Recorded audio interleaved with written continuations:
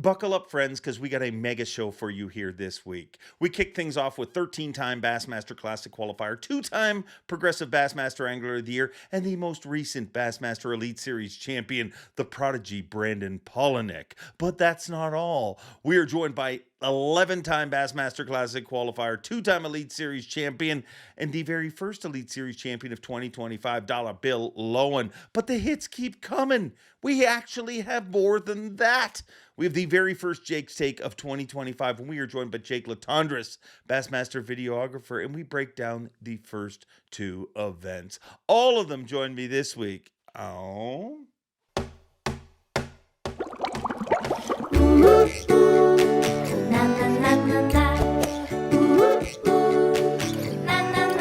I'm Bob Cobb from the Bassmaster. Welcome to Mercer.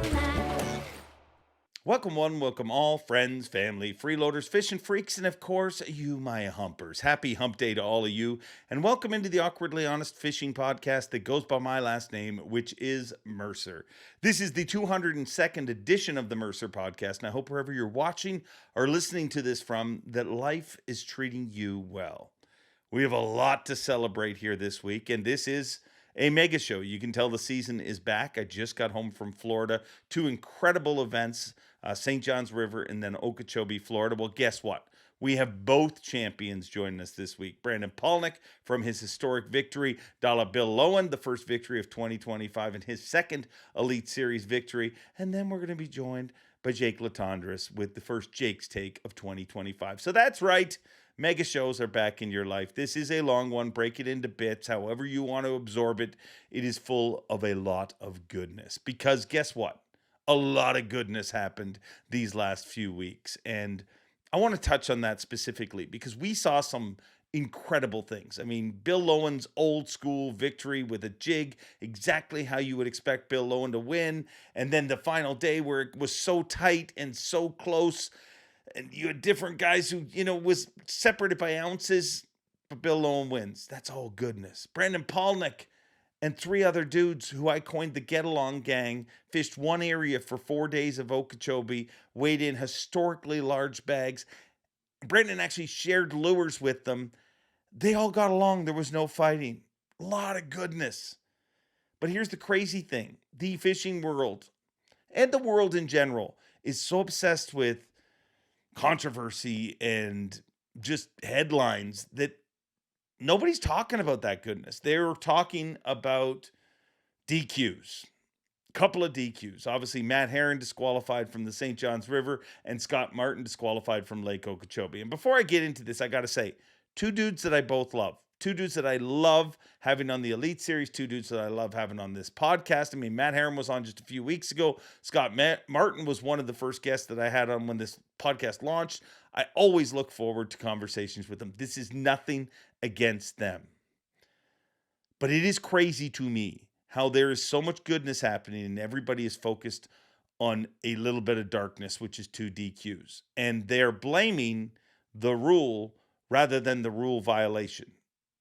Let me tell you about the rule, the no information rule that so many people on the internet want to point fingers at. That is the same rule that's been around for over a decade. That rule was sculpted with bass and angler input because the anglers do not want information affecting the outcome of the game, and that can happen. And nobody knows what was going on in either situation except for them. But the plain truth of it is, Matt Herron's situation, he failed 4 polygraphs. He opened up after the 4th one and talked about 2 different conversations he had with 2 different individuals, and then he passed the 5th polygraph after he opened himself up. That is breaking the rule. Whether it was intentional or not, that is breaking the rule. Scott Martin, which has been a bigger pushback because people think it was just as simple as a quick conversation with a local on the way past. There was more to it. If you don't believe that, why did Scott Martin self-report himself? Because he knew he broke the rule. I mean, he mentioned on the halftime show, he said, I should have cut that conversation off sooner and I wouldn't be in this situation. But he didn't. So he's paying for it. Bass is paying for it. Because if you think for a second that Bass didn't want Scott Martin competing in that event. You're out of your mind. Just think about it. I mean, he's a generational talent. His dad made that lake famous. He's incredibly marketable, has an insane amount of fans around him, has great hair, nice teeth, is good on camera. He's everything that you want in that tournament. But he broke a rule. And it's not the rule's fault. Other anglers have competed for years with that rule, and it hasn't been a problem. So don't point fingers at the rules. Say, Bass, what are you doing? You're making this ridiculous so a guy can't talk. No, he can't. But the rule's there for a reason. And the rule is to protect the anglers. And in this situation, it hurt two great people. And nobody will ever know whether any of it was intentional or not. Only they will know. But stop blaming the rule. Because the rule is not the problem. I wish them both nothing but great success. Unfortunately, Matt Herron has decided to step away from the Bassmaster Elite Series. I've asked Matt. I've talked to Matt since it all went down. I've asked Matt to come on this podcast. I hope he does one day. I'd love to hear his side of the story. Scott Martin, I hate that you had to sit out. I mean, I could not imagine how painful that was to sit out on a lake that you know so well. But rather than all of us focus on that, there is so much good to be focused on. So much greatness happened these last few weeks. And that, my friends, is what I choose to focus on. Not the click-getting negativity that is so rampant in everything. It's not just fishing. I mean, fishing is what's near and dear to my heart, but I mean, it's everything. Every storm has a name. Everything is 100-year worst it's ever been. Like that's the world. That is news today.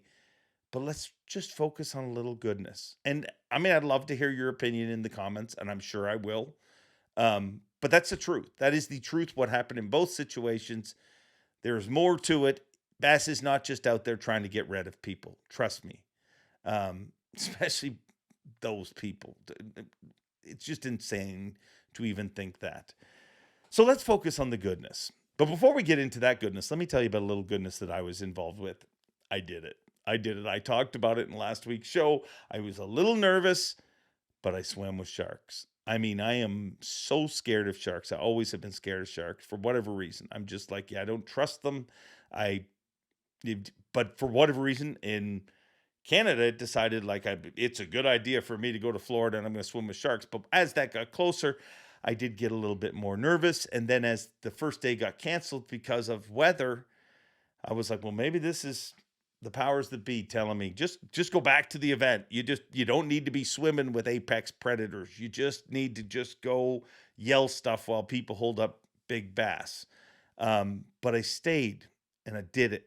And something that I was so scared of, there is something inherently good of facing your fears. And I faced them. I looked at a freaking bull shark, 1.5 feet, 2 feet away, just staring at me. And it was freaking exhilarating. I'll be honest. Like there was all different levels of emotion involved, but it was exhilarating. It was now something that started as one of my biggest fears, just may be one of my biggest obsessions now. I will definitely do it again. But yeah, that's good. And you know what else is good?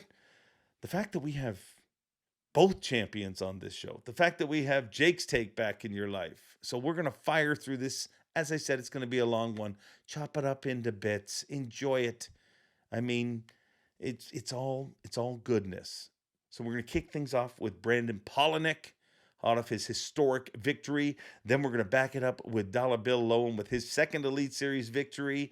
And then we're going to finish it all off real nice with Jake Latendresse with the very first Jake's Take of 2025. I have talked enough.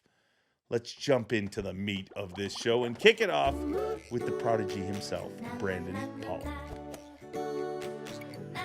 Brandon Palaniuk, another one of them freaking blue trophies. How's that? Feels pretty dang good. This one was very unexpected. which I think is part of the reason it was so cool.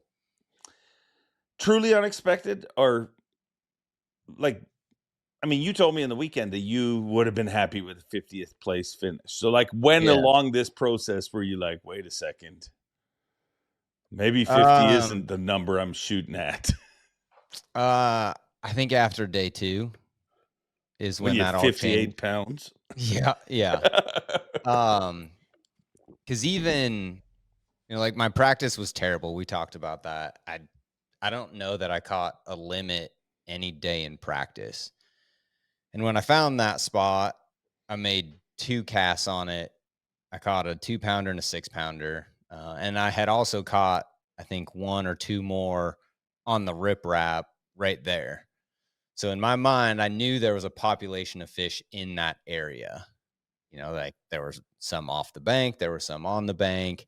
It gave me options of different things to do, but I had no clue how special that spot was actually going to be. And I think after day 1, it showed itself a little bit. Yeah. Because none of us knew how we were going to stack up against the rest of the field. We had a pretty good idea that De Palma was going to be top 3 most likely. We knew Will was going to be up there probably in the top 10 somewhere. And I thought, I might be hovering around maybe the top 10, should be at least top 20. We just didn't know what the rest of the lake was like. We knew we all had a terrible practice because we all talked about it on day 1. But we had no idea that we were going to be 1st, 2nd, 3rd, and 10th. Yeah. And that, I think, opened up a lot of our eyes of how special that spot was, but also the rest of the lake was as tough as we thought it was. And for once, all the elite guys weren't just sandbagging about how tough Okeechobee was fishing. They were actually honest. Yeah, we were actually honest for once. And then, but even at that point, I was looking at it going, okay, Greg's in the cut, Will's in the cut. I catch 1 more 4-pounder, I'm easily in the cut. Doobie catches a couple, he's in the cut. I'm like, so we can all make the top 50 off of this. And after my practice, a top 50 was a win. And I felt like anything past that was going to be a bonus. And so my first fish came fairly early on day 2, and it was like a 4.5-pounder. Yeah.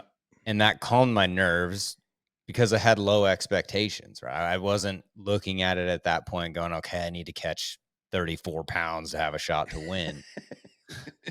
That just materialized throughout the day. And I mean, really in a span of an hour. And that was when I thought, and I knew what everyone else had to, so that kind of helped. And when I say everyone else, I mean, like, I knew what Will, Tim, and Greg had. Yeah. And so I knew that since those guys were right there with me for 2nd, 3rd, and 10th, I knew that I had a big jump on them that day, and it just depended on what everyone else did. And that was kind of when the wheels started turning. I'm like, okay, let's take this day by day. Pretty sure we're going to make a top 10, at least at this point, even after 2 days. So let's see what we can actually turn this into. And day 3 really, for me, just became making the most of that day.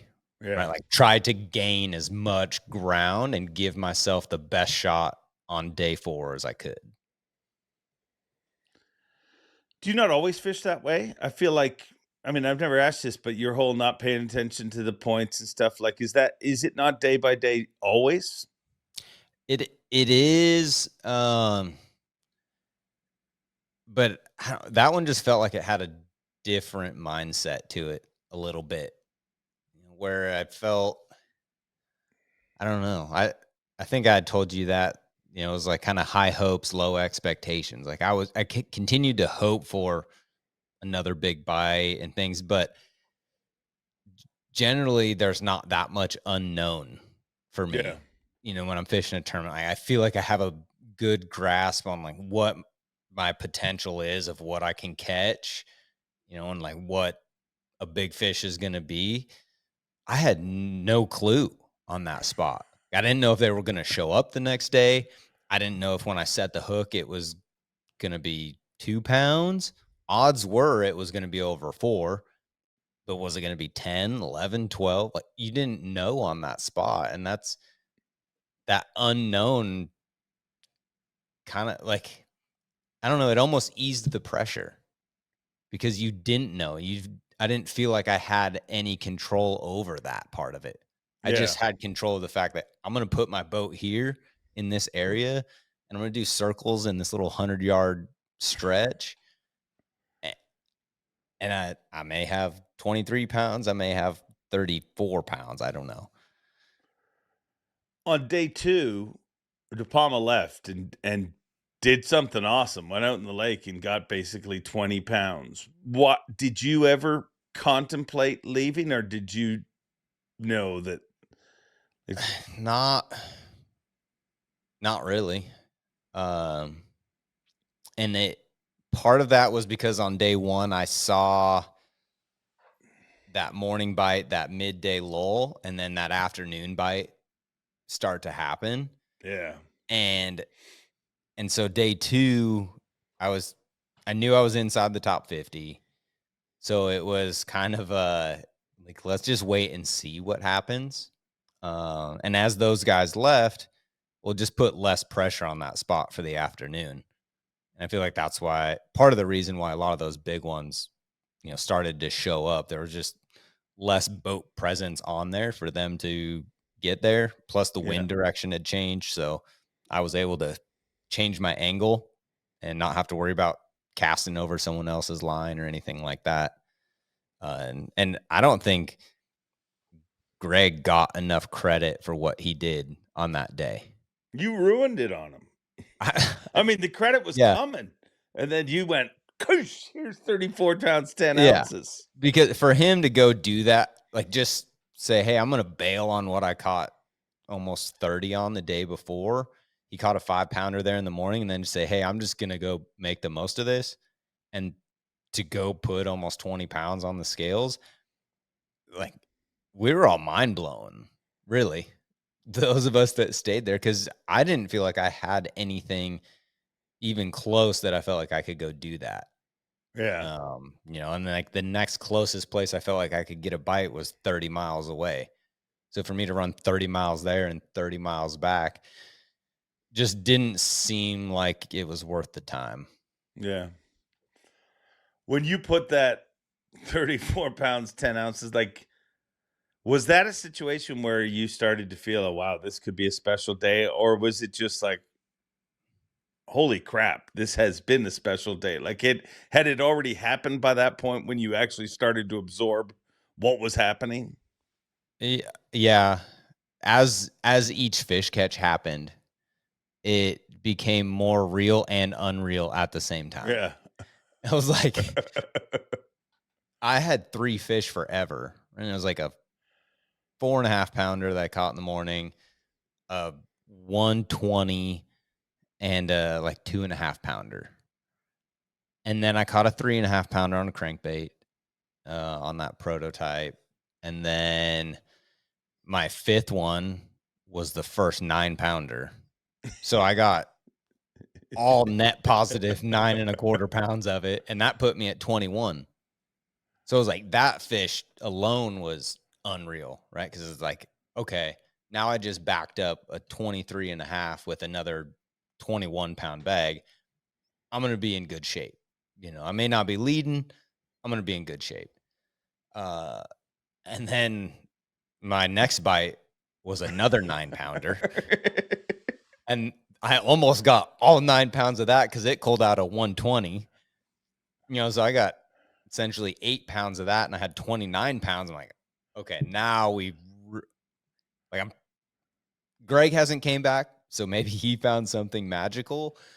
But we just had an unreal day. I just got back-to-back 9-pounders, and then 15 minutes later, I catch another one that's almost 8 and culls out a 2.5 pounder. I'm like, okay, now I have 34 pounds. And the boys are like, you're in timeout. You're done. And that's when you started handing out lures like candy. Yeah. And they're like, "What are you catching it on?" So yeah, I started handing them out, and I think Tim ended up being able to make the cut off of that, and yeah, it was crazy. It was way harder to stop casting than it was to hand the baits out. Like handing the baits out, I was like, whatever, like you guys have at it. But the fact that I still had a 3.5 and a 4.5 pounder, and I felt like, I don't know, you just get in that zone where I felt like I could catch 6-pounders at will. Yeah. After catching a 9, and almost an 8. I'm not gonna lie, I looked at it, I'm like, this might be the best chance I ever have at breaking Rojas's record 100%. right now. Like I looked at it, I'm like, I gotta be a man of my word and I'll be done. But it is really hard not to keep fishing right now. Because if I catch another 6-pounder, which seemed like they were a dime a dozen that day, I'm like, that's almost another 3-pound upgrade. Now I'm at 37. And I catch another 6-pounder. Now I'm at like 39. Like I'm getting close to 40. It was, yeah, that was hard. It felt like watching it go down. It felt like it could, you know what I mean? Like, Yeah. I mean, it just was one of those days where that chew started and it did feel, you know what I mean? Like it just Yeah. felt like, wow, like where is the limit? So you said you would be good to your word. Did you tell those guys like I'm going to lay off? Let me get a quick 34 and then I'll lay off. Not really. I mean, the whole situation with those guys just materialized as the event happened. Yeah. And day one, I mean, we never really said, "Hey, this is what we're gonna do." You know, we kind of all just joked that when we get, you know, around that 20, 22 plus mark, like, we're gonna be done. And because we don't want to beat on this, and we can all have a really good event. Like we had talked about that. Like, hey, there's 4 of us. At that time, we didn't have a limit, but we all had a 6-pounder in our boat. and I think Will was the first one to get rid of, like, you know, the thing was kind of, you get rid of your last 2-pounder and then you're done. And so if you don't have any more 2-pounders in your boat, you're done. And he ended on, you know, 27 that first day. Greg got rid of his last 2-pounder with like a 7 or something and had 30. And then, and I got rid of my last 2-pounder and had 23 something. Right. And so then it was just Tim that first day. And so day 2, it kind of just followed suit with the same thing. Right. And it just happened to be that mine was a 9.9 and a 7. And my last 2.5 pounder out of the box was with a 7 3/4 pounder. You know, and I would have done the same thing if I would have got rid of that 2.5 pounder with a 4-pounder, you know, and been around 30. Like I would have done the same thing just because I felt like that was what we established and I had to stick to that. Yeah. Did you think through the whole giving baits to competitors? Like, was that something like I should help them out, or was it just like pretty organic where they were like, what are you doing? Yeah. I mean, they asked, and I told them, and it kind of goes back to the same thing of, you know, when we were stopping at our weights, day 1, we were all talking about what we were catching them on, you know, and we got on the joking about, like Will was throwing his shaky head. So then it kind of became an inside joke because, you know, Will gets the hot hand. He starts catching him. He's like, gotta be throwing the Will Davis shaky head. And so then we're giving him a hard time about it. You know, but then like Tim would catch one. He'd be like, oh yeah, I caught it dragging a worm. I'd catch one, say, hey, I caught it on a crankbait. And so I felt like day 2, I still had to do that same thing. Yeah. I think we all kind of had the understanding that as it got closer to the end, there would probably it would get more competitive, but not to the point where we were going to screw each other over. Yeah. You know, and those guys were in a situation like Will was good. He was inside the cut. but I was willing to share one with him, and Tim still needed to catch some to get inside the cut. I was like, I'm here. And it's probably different when you have 34, you're kind of just like, who cares? Here you go. Baits for everybody. Maybe it would have been, I had different feelings if I only had, 21, 22. Felt like those guys were going to catch me. But when I caught 34, I'm like, no one's even going to catch me. Yeah. What are they going to do? Go catch 2 9s and an 8? Like, maybe, but I don't know. The whole week was just a weird feeling where I never worried about any of that stuff. And I don't know if it's just because I've been around for a while now or what, but I just never worried about it. Do you think it? I mean, there's no telling, but it feels like nobody knew the real potential of that spot. Like, I feel like on day one, it was 4 dudes who, were just, hey, let's all make top 50s out of this. And it went well. It went, like it seemed like it was 4 people who, I mean, I talked to De Palma before day 1 takeoff. He said, my pre-fish was horrible, so I'm probably going to catch 30 pounds today. It was literally, and he came freaking pretty close. Yeah. But it does feel like it was very organic, like where you were like, hey, we're all just going to try and milk this to a decent finish because this one has sucked for all 4 of us.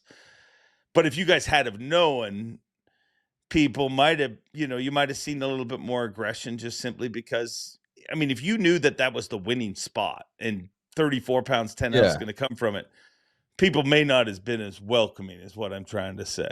Yeah, you might have been more guarded. Yeah. Right. Or if you had other stuff, but I mean, really, I think for the majority of us, we felt like that was kind of all we had. And I think we mutually knew that that's how the other guys felt. And so then it just kind of became this is all we got. Let's make the most of it. And just see how far we can take it. And that unknown part was like, we don't know. Like we can and we talked about it day one. Like we should all be able to make top 50s out of this. And we were all like, that would be awesome. Like, sweet. And then I was like, we can all have pretty good events. Not realizing that 3 of us would make a top 10 off of that. And all of us make the top 50. So it was a pretty wild. I've just never been in that situation where you like one spot has that much potential. Why do you think it did? I think just the state of Okeechobee as a whole. Yeah. I think you could have been competitive on that spot no matter what era of Okeechobee we're talking about. But your shot to win in mid 2000s, 2009, 10, 11, 12, 13, like that time frame of Okeechobee, I feel like 25 to 30 pound bags were a dime a dozen. Yeah. And there were just so many in the lake. But with as difficult as the lake was fishing, I think it just made that spot better. Right? Like I don't think that spot would be as special. Wouldn't stand out as much if they were wouldn't catching stand out there as much. But just the fact that the rest of Okeechobee was as tough as it was, Main Lake Okeechobee, which is historically where it goes down. I think that's just the thing, right? And those fish are looking. I'm like torn on this part of like, I don't know if there's more fish using those areas or there's just more fishermen in those areas exposing them. Yeah. Because of the lack of, vegetation and hard lines and things out in the main lake. And I don't know which one of those it actually is. Yeah. Does this win? I mean, at a time, and me and you have talked about it a bunch throughout the weekend, at a time when literally it feels like everything is darkness, like every story, everything that gets any kind of exposure, it feels like it just has to have some level of controversy or darkness around it. this win for you was at a time where there's nothing but darkness around surrounding things. Does this win mean more to you? Because I mean, what happened was really freaking special. Yeah, I think they're all special.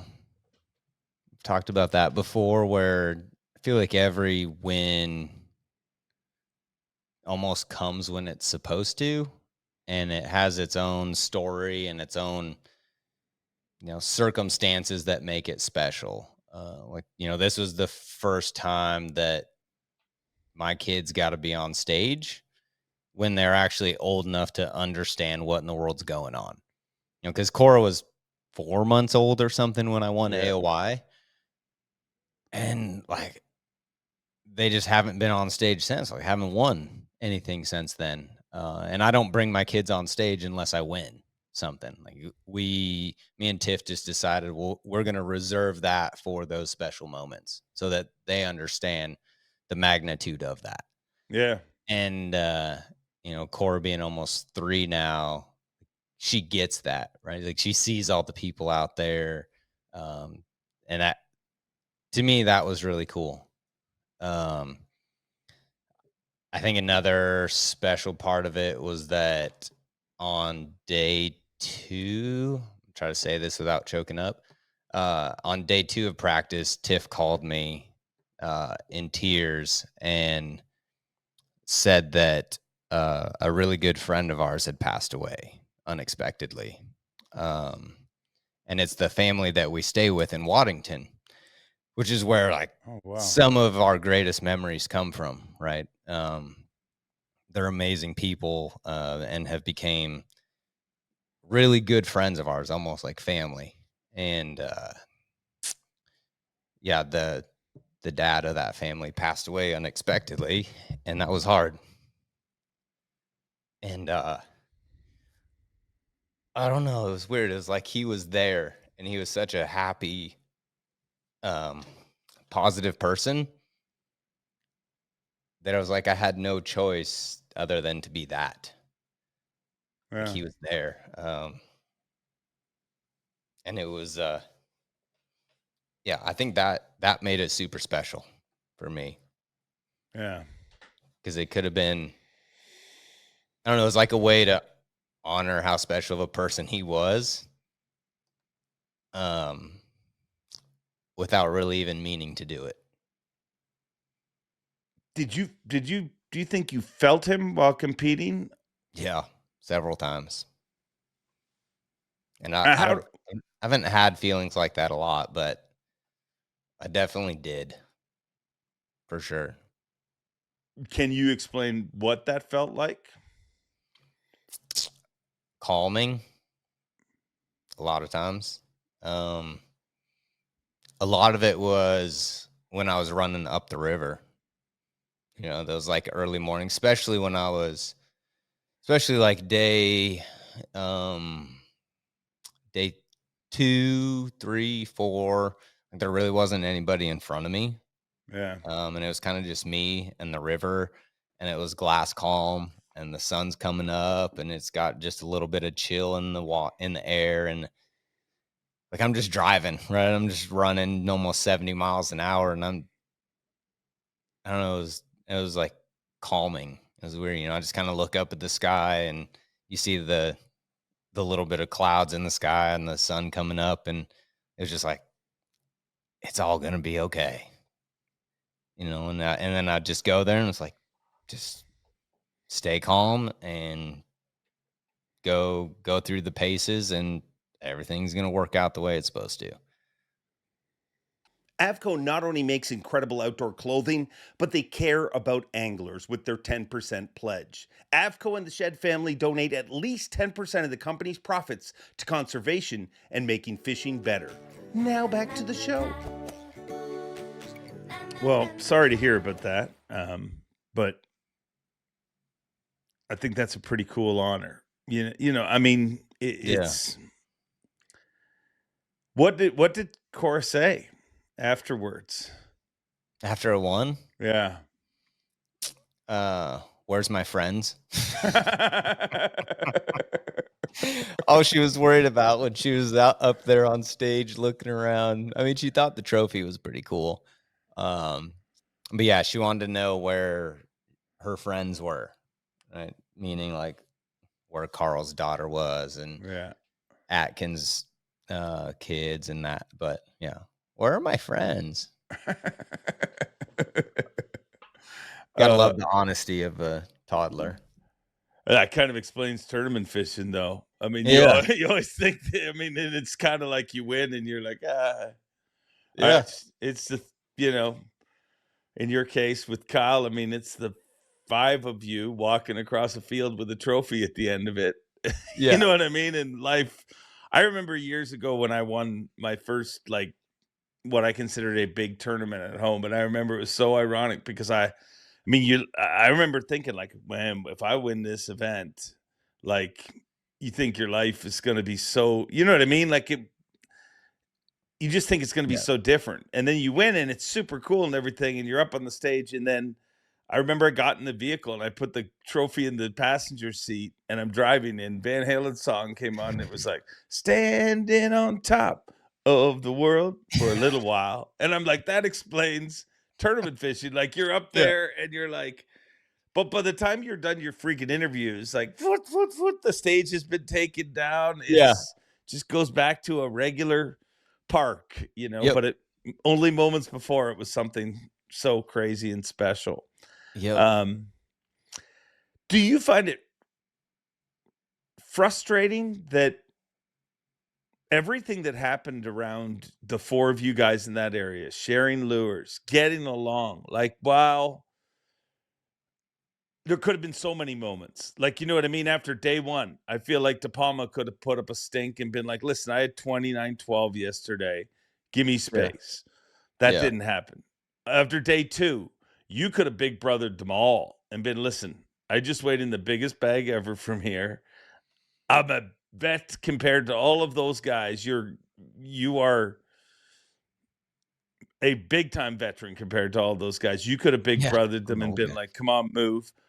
But like it was truly everything good that happened. But if you turn on social media, all that anyone wants to talk about is how Scott Martin DQ.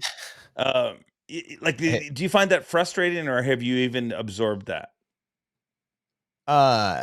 not frustrating personally, because it really has no effect on me. Yeah,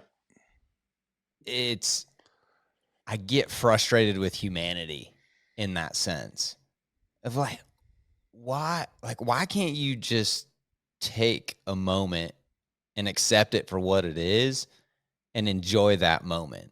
Like, why do you got to drag other stuff into it? yeah, You know, like I used my Mega Live 2 to like scan around and look and see how the fish were positioning and when they were showing up, when they weren't there, when to adjust my baits. And I caught some off of it, like with a glide and jerk bait, but it wasn't like I targeted every single fish with it. yeah. And, you know, I was like, I'm going to catch that one and make a cast and catch it. But that's what so many people wanted to comment and turn it into. Like, oh, it's just another forward-facing sonar win. And I'm like, you guys are the same people that were saying crankbaits would never catch another bass last week. And now I'm catching them on a crankbait, and all you guys want to talk about how it's still negative. Or, you know, you catch, I think Bass put a YouTube video out of like the 3410. And then someone's got to get on there and comment and be like, well, Scott would have caught 40. Of course he would have. Yeah. How do you know? How do you know? He screwed up and he doesn't have the chance to catch 40. So who cares? Yeah. Move on. Yeah. So I was just, it doesn't affect me, but it bothers me just in the sense of like, why do you have to be that way?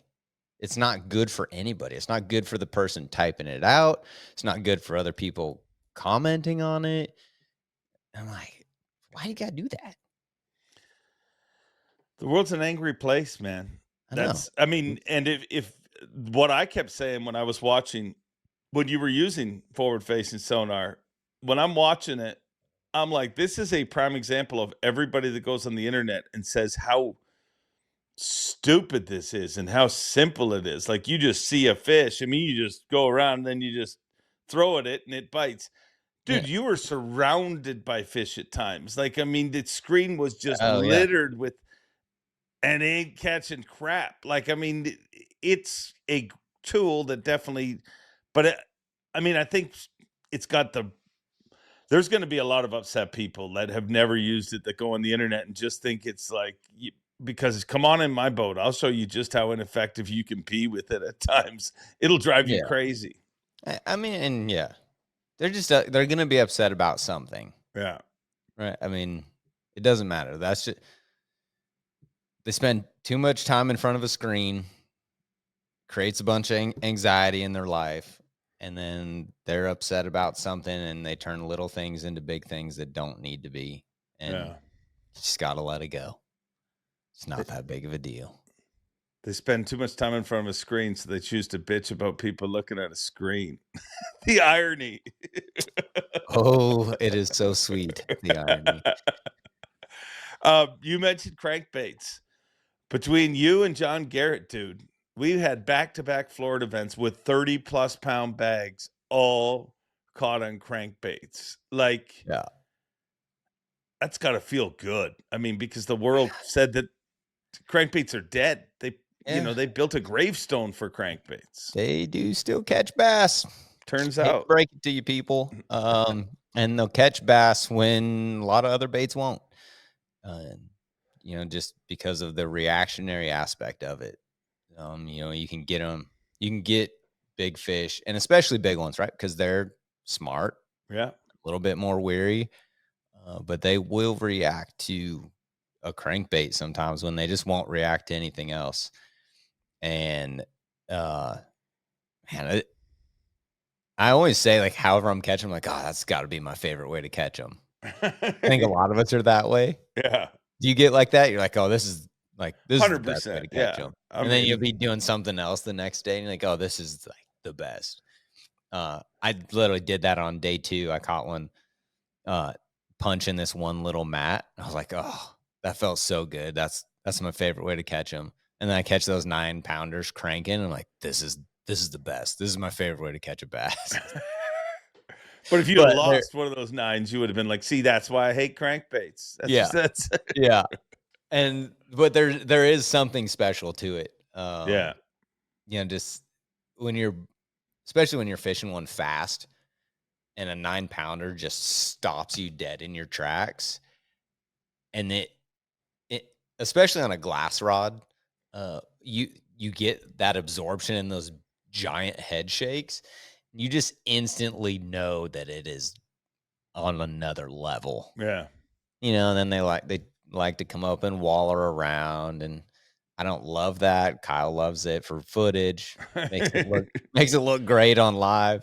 Oh, that shot of it wallowing, like the out of boat shot of that giant, and you're leaning. I mean, dude, that is one of the most iconic shots. Like, that's right up there with the Combs. You know, that one from Falcon. Falcon, where it's you know, Wes Miller shot. It's right over his shoulder, and you just see the mouth. Like, it was right up there with that. It was incredible. It was amazing. There was one on day 3. I threw that big M out there, and I mean, that thing weighs 2 ounces, so you can launch at a country mile. And I start burning it down, and it dives, and it hits the bottom, and I feel it like hit a couple times, and it just stops. And I lean into it, and I'm like, oh my gosh. And the rod just keeps bending and bending and bending as I lean back. And then I just feel it go, and I'm just holding on, all 155 pounds of me. And I'm like starting to stutter step over the trolling motor. Not happy feet dance like I did when I caught the last glide bait fish, but like literally holding on, trying not to go off the front of the boat, and then it just comes off. And I have not stopped thinking about that. I'm like, was that a bass, or did I just run into the top of a gar or a giant catfish or something. And I'm like, I kind of want to know. I don't want to know, but I kind of want to know, was it a 15? Like, how big was it? Because at least the 9-pounders, like, they were strong, but I could turn them a little bit. Yeah, I could at least move them a little. That thing was like, Wow. How come there's always a little? I mean, I always say I have a great life. I mean, but there's always like a little caveat of bullshit connected to it. You know what I mean? Like there's always just a weird, like this close. But your life is very similar where you, dude, you have a blessed life. But with every bit of success, there's always like a little bit of misery, whether it's a culling infraction, whether it's a trip to the ER, or a hook in your lip. I mean, there's always that moment. It feels like it's never like, have you ever had a victory where it was just like, wow, that was so clean?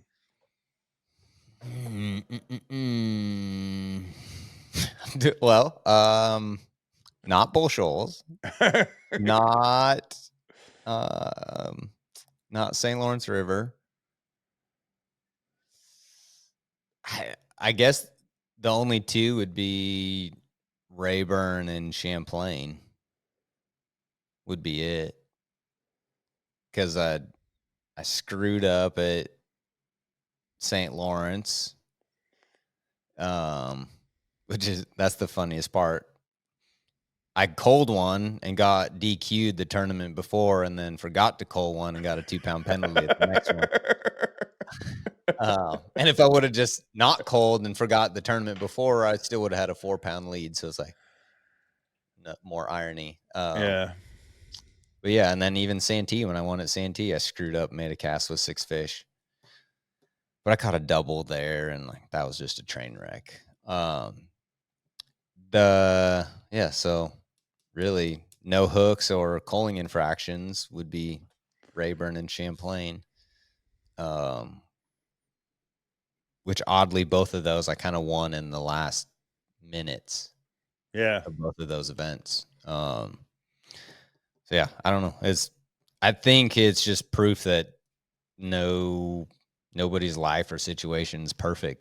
Right? That it all comes with ups and downs, and you just have to be willing to fight through those the downtimes so that you can see the tops.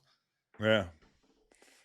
Were you ever panicked that you had a hook in your face? 100%. My lips still all jacked up right now. Yeah, I didn't know how bad it was going to be. Like I felt my lip, but I knew the hook wasn't attached to my lip, so I didn't really know what happened there until further examination. But I knew the hook was stuck in my cheek, and so like the bass is right here, and I'm trying to hold it so it doesn't shake because the other treble's stuck in my face right here, and I had my sun gator up at the time, so it's also in the treble hooks. So I'm thinking and like I can't let the fish shake, and I'm like trying to look down and see what the fish is doing, or like how it's hooked to, try to figure out how to do surgery and unhook this thing, and came up with the idea that best thing was I was able to get the hook out of my cheek. Thankfully, it didn't go past the barb because that would have been a nightmare. And then I was able to take my sun gator off with the hooks and everything in it, then unhook the fish and then cut the hooks out of my sun gator. But that was that was one of those situations. I'm like, I don't care what happens as long as this bass is in the boat. Yeah. And when I'm thinking about it, I'm like, I'm going to scoop him. He's going to come in the boat. He may flop around, whatever. I didn't expect it to be, I'm going to scoop him and he's going to start flopping in the air straight to my face with treble hooks in my face. Like, that was not in my program.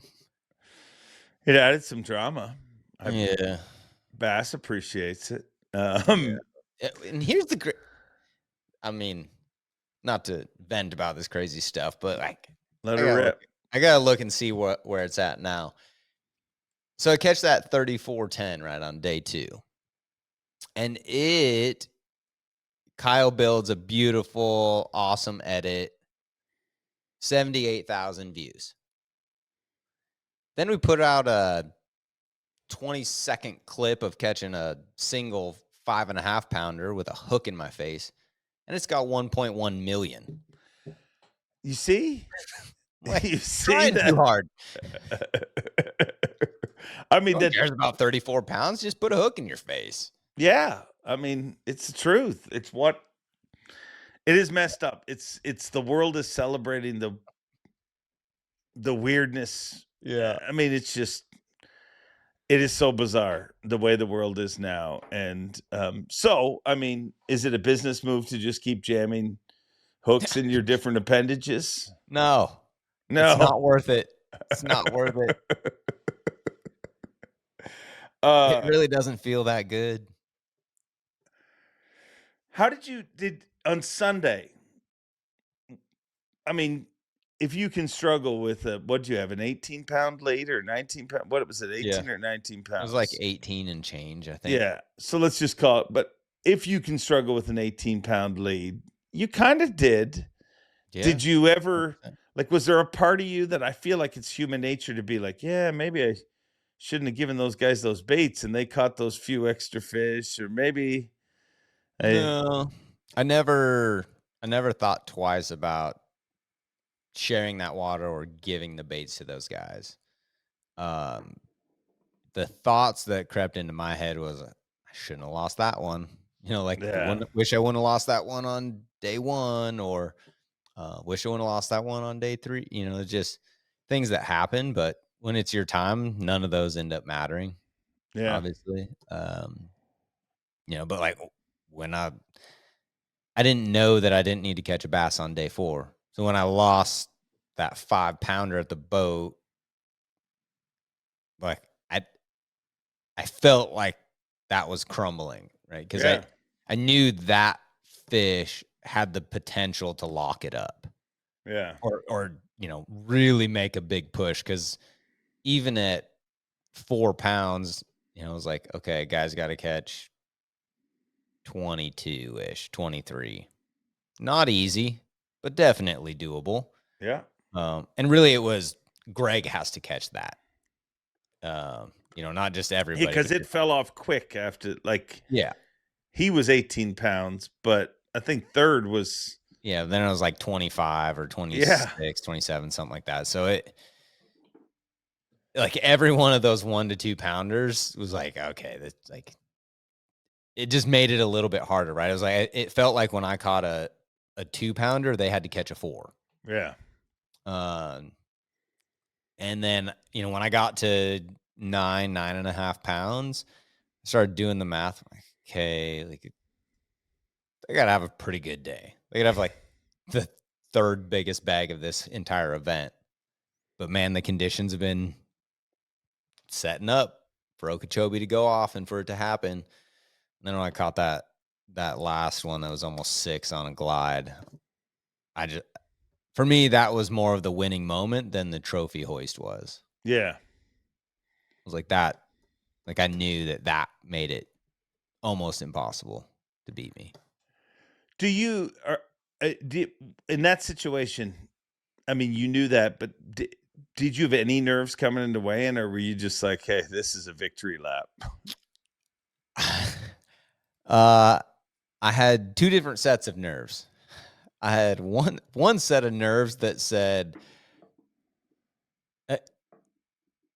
I didn't know if it was real or like if I was going to win or not. And then the other nerves was I was almost late. What? Yeah. I literally joked with people. I'm like, oh, he'll show up late.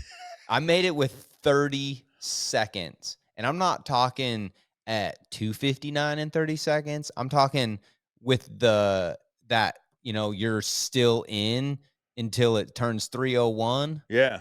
It was 3:00 30 seconds when I shut down and checked in. Why? Because it is, I physically and mentally cannot quit. Like, I don't know. I can't just like cruise off into the sunset and be like, hey, we won. Let's just take a joyride back. I'm like, I don't know. I just felt like I needed to keep casting. I'm like, one more cast. And then I got to look, I'm like, we need to go. And then I started zooming out on my Lake Master chart, and I'm like, start doing the math, and I'm like, okay, straight line. Like, I look at my camera, I'm like, this is gonna be seconds. And I mean, like, literally seconds.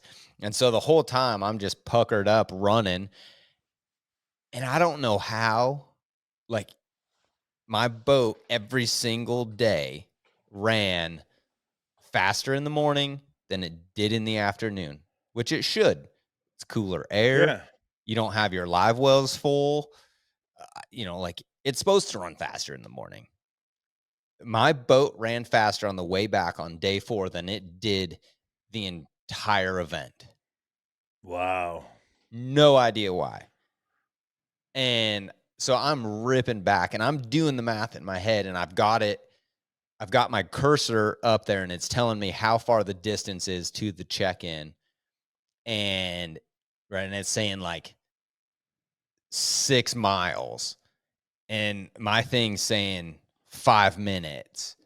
And I'm like, okay, I have to get this. This needs to get below 5 miles before it switches and says I have 4 minutes left, so that I know that I'm going to be within that, 301 buffer. And my boat was running fast enough. I'm like, I'm almost doing 70 going back, that I kept chopping it off a little bit more and a little bit more and a little bit more. I'm like, once I got within like a mile or two, those nerves kind of went away. I'm like, hey, we're going to be all right. We're going to make it. It's still going to be really close. We're going to make it. And then when I shut down, I was like, okay, you're good. They gave me the thumbs up. Those nerves were all gone. And then the other part of the nerves of, I don't know if I have enough or not to win, whatever. Been around long enough to know you can sense the crowd, right? Like, nobody's good at hiding horrible it. And I never looked at Bass Track. I had no clue. And I didn't look, but you can tell, right? The whole crowd's like, yeah, they're like giving you thumbs up. They're like, great job. And no one's going to tell you that when you just got beat by someone catching a 40-pound bag or something. So I had a pretty good idea that I was going to win, and that kind of eased those nerves. Yeah. Yeah. And then you didn't even need to catch a bass. So all those nerves. I mean, I kind of wish you were late. I mean, the 5-minute late penalty might have actually, somebody would have loaded the hot seat. Oh my gosh. Could Actually, you imagine if like something, they still wouldn't have loaded the hot seat because they no, still could you wouldn't have had imagine? enough. Yeah. Could you imagine if something would have happened where it was like, I was 15 minutes late, and that's in our rules. If you're 15 minutes late, your entire day's disqualified. Could you imagine if that would have happened? I would have been sweating. You still would have won though. I know, but We that would've would have just created some drama. Oh, I don't want that to ever happen in my life. I just want to make that clear. I don't ever want to be in that situation. But that sounds like something that would typically happen to me, though. Yeah. And that video would get 100 million plays. Yeah. Yeah. Whoops. So what's next for you? Oh, well, I got a lot of irons in the fire right now. Imagine. Yeah. To be honest, I feel like the water's like right here. My head's like barely above water. Our camper found out had a roof issue.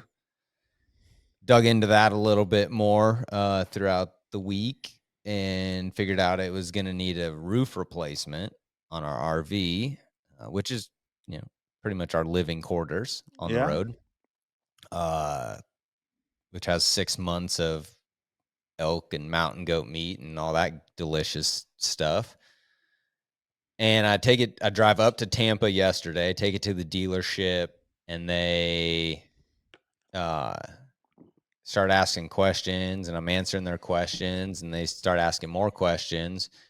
And then it turns out it needs like, who knows how much work to like re-weld the frames and blah, blah, blah. I don't know. They start throwing out all sorts of terms. It probably sounds like us talking about bass fishing lures to most people. And I come to the realization that I'm not leaving Florida with my camper. Like I'm Wow. gonna have to go to the Classic without the camper. So now I have to figure out how to get a hotel room a week, 2 weeks out from the Classic. And then I'm supposed to go do a Yamaha event in Del Rio, and I was gonna have my camper there for that. So then I gotta figure, there's like, what am I gonna do with all the meat and blah blah. So it's been a logistical nightmare. I'm at my sister's house currently in Fort Lauderdale, and we got all the meat in the freezer, and I guess we're gonna just come back down and get our camper after. But Wow. Here's another example of how, I don't know, things just happen for a reason, right? We've talked about this before.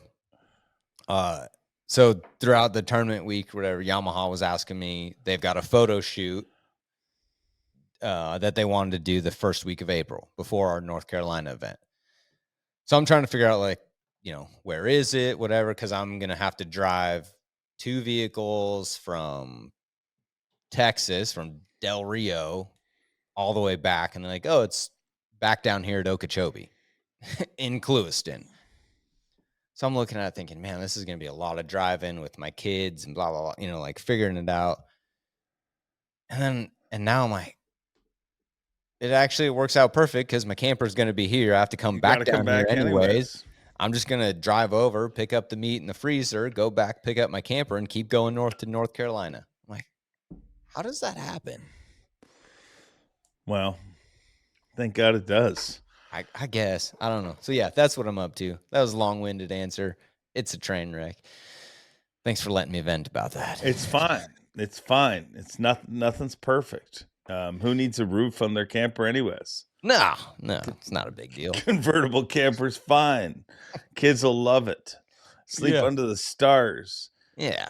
Hair will just be, flying in the wind. It'll be great. You're going to be busy at the Classic. It's going to be a different Classic for you. Yeah. That's my next order of operation today, is going through all my emails and getting my Classic schedule booked for all my days in the expo. Yeah. Just come see me. You're going to be there, people. I'm sure people will be coming to see you. I mean, it is. I mean, if you got to make a Classic, if you got to miss a Classic, you may as well win the tournament right before it to just ease the burden just a little bit. It does. Definitely helps. Yeah. Definitely helps. Well, I'm going to miss you on stage, but I'm sure I'll see you in the expo. I'm sure I'll be used in some form or fashion where our paths will cross. Oh yeah, I'm sure that the busiest people at the Classic are the people that don't make the Classic. I mean, because there's at least when you're fishing, you have that, like, hey, he's fishing, give him a break. Now it's like, might be a while before he isn't fishing one of these. Let's burn him out. Yep. My obligations start on Monday before the Classic. So, well, I'll see you there. I'll see you there. AOY this year? I mean, you got 105th the year you won AOY in Okeechobee before, didn't you? Wasn't it? Yeah. I mean, you'd think it would make it really easy now, right? Should be. Yeah. The only problem with that is my next worst finish was, I think, 28th. And I finished like 41st or 42nd at St. John's. So, I mean, yeah, it seems like it should be just piece of cake. Yeah. It's not. There's a lot of bass to catch between now and then. But I promise you, I am very glad to not be digging myself out of a hole. Yeah. You're definitely not. You're definitely not. Turns out you're going to spend more time in Florida than you ever imagined. Yeah. Whether you're collecting a camper, trying to get your meat back from your sister. Because, I mean, hey, they're going to have a barbecue as soon as you leave. I'm certain of it. Yeah, it's okay. They're letting me keep it here. It's rent. It works. It works. Well, dude, I know you're busy, but I appreciate you breaking it all down. Did we miss anything? I don't think we missed anything, did we? No, I don't think so. All right. We already went over our time limit as expected. Oh, way over. Like, yeah, we're 10. We said we were going to do it in 45 minutes and 40. Yeah. And we didn't. We don't. We never do. But a good conversation should never be cut short. And ours freaking never are. Like, if people think we do long podcasts together, you should see when we just like talk. Dude, I'm honest. I said this to Tiff on the weekend. There's times where I go to call you and I'm like, yeah, that's just not enough time. I got a conference call in 45 minutes. Like, and I just have to call you for something quick to be like, Yeah. whatever, BKK, we work together there. I might be like, hey, are you doing this with BKK hooks or whatever I'm calling you about? But I know that we're going to start talking about something, and it's going to turn into an hour plus. We settle a lot of problems in the world. At least we think we do. Yep. But thanks, dude. Congrats. And we'll talk some more. All right. I appreciate it. See ya. It's an awkward ending. Bill Lowen, a 2-time Bassmaster Elite Series champion. Sounds good. Sounds good. Feels good. Does it? Yeah, absolutely. What is the feeling like after you win one? I think I've been asked that a bunch this week. And no, but really, I mean, like, not just the... I don't know how to answer that because it's a feeling that you can't describe. There's a lot of blood, sweat, and tears that go into winning an event, not just an elite, but basically any kind of event. And they're all special. And typically when it happens, you don't know it's going to happen. So it's really hard to describe. It's just, like I said, you can't put any words and you can't describe it. Yeah. Sorry, I'm fighting with a cord here. Look, I got it. You look so unprepared, I am. I'm very unprepared. Story of my life, Bill. You past your bedtime or what? A little past my bedtime. It's only like 6 in Canada, isn't it? Yeah, I mean, it's like 3 p.m. No, it's 8 o'clock. It's not that late. No, I'm just like a mess because I got a lot going on, Bill. I've been away for a while. Yes, we all have. You're perpetually away, though. Like, do you feel this way when you're home? When you're home, do you feel less prepared? Yeah, when I'm at home, I feel like I'm doing something wrong. Because I'm not on the road somewhere. Maybe that's what you're seeing in front of your very eyes. It's me dealing with that. One of the things you've talked about a lot and been pretty open with was preparing for this season before the season even started. What did you really do? I mean, honestly, I did exactly what I've been telling you I've been doing. I got my new Mega Live 2 and got that at the Lanier media event when we released it, and kept that and pretty much fished with forward-facing sonar. I mean, I felt like every time I put the boat in the water, that's what I had to do. And then basically had to get rid of the boat for the season to get the new one. And I spent like I said, every time the boat went in the water, that's what I did, because it was either we're going to do that and learn it and maybe keep getting our butts kicked, or we're just going to buckle down and fish the way we knew how to fish, right? Yeah. And like I told you before, I told Jennifer back, around Christmas or whenever that was, that, hey, look, we're just going to do forward-facing sonar if we have to, or when we have to, when we know we have to. If not, we're going to do what I've done my whole career. And, the schedule set up this year where we could basically fish our style really well in Florida. But, even looking at the top 10, it was still predominantly dominated by forward-facing sonar. Yeah. You know what I mean? So it's, for the last couple of years, I've been kind of struggling with the demons of, do we do forward-facing sonar or do we fish our style? And, if I'm out there doing forward-facing sonar and I'm not getting a bite, the demons are telling me maybe I should go flip a laydown or flip a dock or something like that. So it's been, the last couple of years for me have been a real struggle, just because of the changes and trying to keep up with them, and then, you just keep hearing all the old timers just got to get with the times and figure out the electronics, you know what I mean? So it's been Yeah, it's been a real struggle, man. I mean, honestly, I was starting to question my ability to still compete. Really? Like, honestly, questioning that? Yeah, I mean, really, like it was just like I had all the life sucked out of me. And I know that sounds crazy, but like I said, I was coming off of my worst year ever, 85th place in Angler of the Year points. And that's like uncharacteristic of me. You know, I mean, you nickname me Dollar Bill because I've always been so Yeah. consistent on cash and checks, man. And when that's not happening and things aren't working out, I mean, it eats on you bad. And I've always said the more you try to fight it when things are going wrong, the worse it gets. And I kind of think that's what happened last year for me. It just kept fighting it, and it just kept getting darker and darker.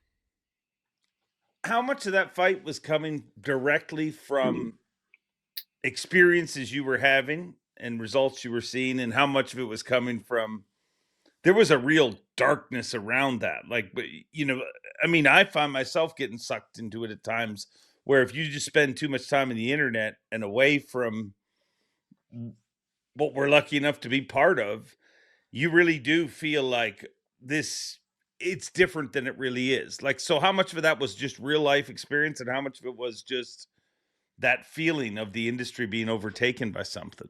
I think it was both. Yeah. But for me, it was real life experiences from what I was seeing on the water. You know, I mean, you take on average per event, I mean, we're looking at 2 to 5 pounds heavier weights than we've seen, Yeah. in previous events since this technology has come to scene. So I'm probably still catching the same amount of weight I was catching, but now it's not any good anymore. You got to step it up. And from seeing that, and just, I guess what really got to me was how dominant it was regardless of where we went in the country. Didn't matter if we were Yeah. fishing 100 foot deep or we were fishing 2 foot deep. It was dominating, and I was seeing things being done that basically took me 30 years to figure out how to trick one to bite on a cypress tree. Well, now we can see him and throw our stuff right at him, and you know what I mean. And it was just like there were so many situations going on like that where I'm like, everything I've learned up to this point doesn't mean squat anymore. And like I said, man, it just puts you in a dark place really quick because you invested so much of your lifetime and basically your career Yeah. fishing a certain way that now we're having to figure out how to do it all over again. And it was, I don't know, it's weird. I couldn't explain it, but like I told you at the dock at St. John's River, leaving out on that final day, um, I was calm. I wasn't nervous. I had a game plan, that I said we're just going to go fish the way we fish, and we're going to have fun, and that's what we did, and it's worked the last 2 events, and hopefully we can continue that rolling for the rest of the season. You really were calm. I mean, and a lot of times I hear people say that I've got a calm, I'm happy, I'm fishing well, but it really, I mean, I've seen a lot of different sides of you at this point, and I felt like I believed 100%. Did you have that calm? Like, did that come from success, or do you feel like, and I don't even know if I want to use the word fixed, but were the issues that you were having, did you go into the season fixed? Meaning that if this result wasn't what it was, would you feel the same right now? I guess I get kind of depends on how I would have finished. You know what I mean? Yeah. All I knew is that when I put the boat in the water the first day of practice, we weren't going to listen to the demons. We weren't going to be in a dark place worrying about electronics. We weren't going to worry about the drama. You know what I mean? I felt like I had a very good piece of competitive equipment with, the Mega Live 2. I felt like I was in a good place with that. And then just doing my own thing, I felt in a better place. And I think what really set me in tune to do my deal was the first day of that event, when I went in there and caught him flipping a jig. And traditionally you don't catch them on a jig in Florida. I mean, yeah, we've seen them jig fishing go down on Okeechobee and things like that, but we're just going down the bank, flipping wood, catching them on a jig. And, I caught a 20-pound limit really early the first day in like an hour. And that light bulb went off in my head of, I think you found something really special. And this could potentially have the makings to be able to win out of this creek if everything went right. Yeah. How ironic is it that you spent the whole off season staring at a screen, perfecting that, and then the very first event you fish, you win. And I don't. Did you even turn them on? Yeah, so it's kind of funny. I did have my Mega Live 2 on, and everybody's like, "Well, are you using it to look at fish or whatever?" But what I was actually using it for is that creek had a lip in it that went from basically 2 or 3 foot, depending on what the tide was, to sometimes 30 foot deep. The boat may be sitting in 30 foot of water, but that lip had isolated pieces of wood and stumps and things like that on it. What I was wanting to do was keep the boat off that lip, and I was using my forward facing sonar to do that, to keep me Yeah. off the lip, and also to show me where that deeper water swung up closer to the bank. So that's exactly what I was using the forward facing sonar for. Probably could have used 360 with that, but I could pan around a lot more with the Mega Live and be able to keep the boat positioned exactly where I wanted it. I think that's the part of it that nobody talks about. Like people get so obsessed with the sea and the fish, and obviously that's been successful. But as a tool to just make sure you're on the right edge perpetually, like there's no guessing with it.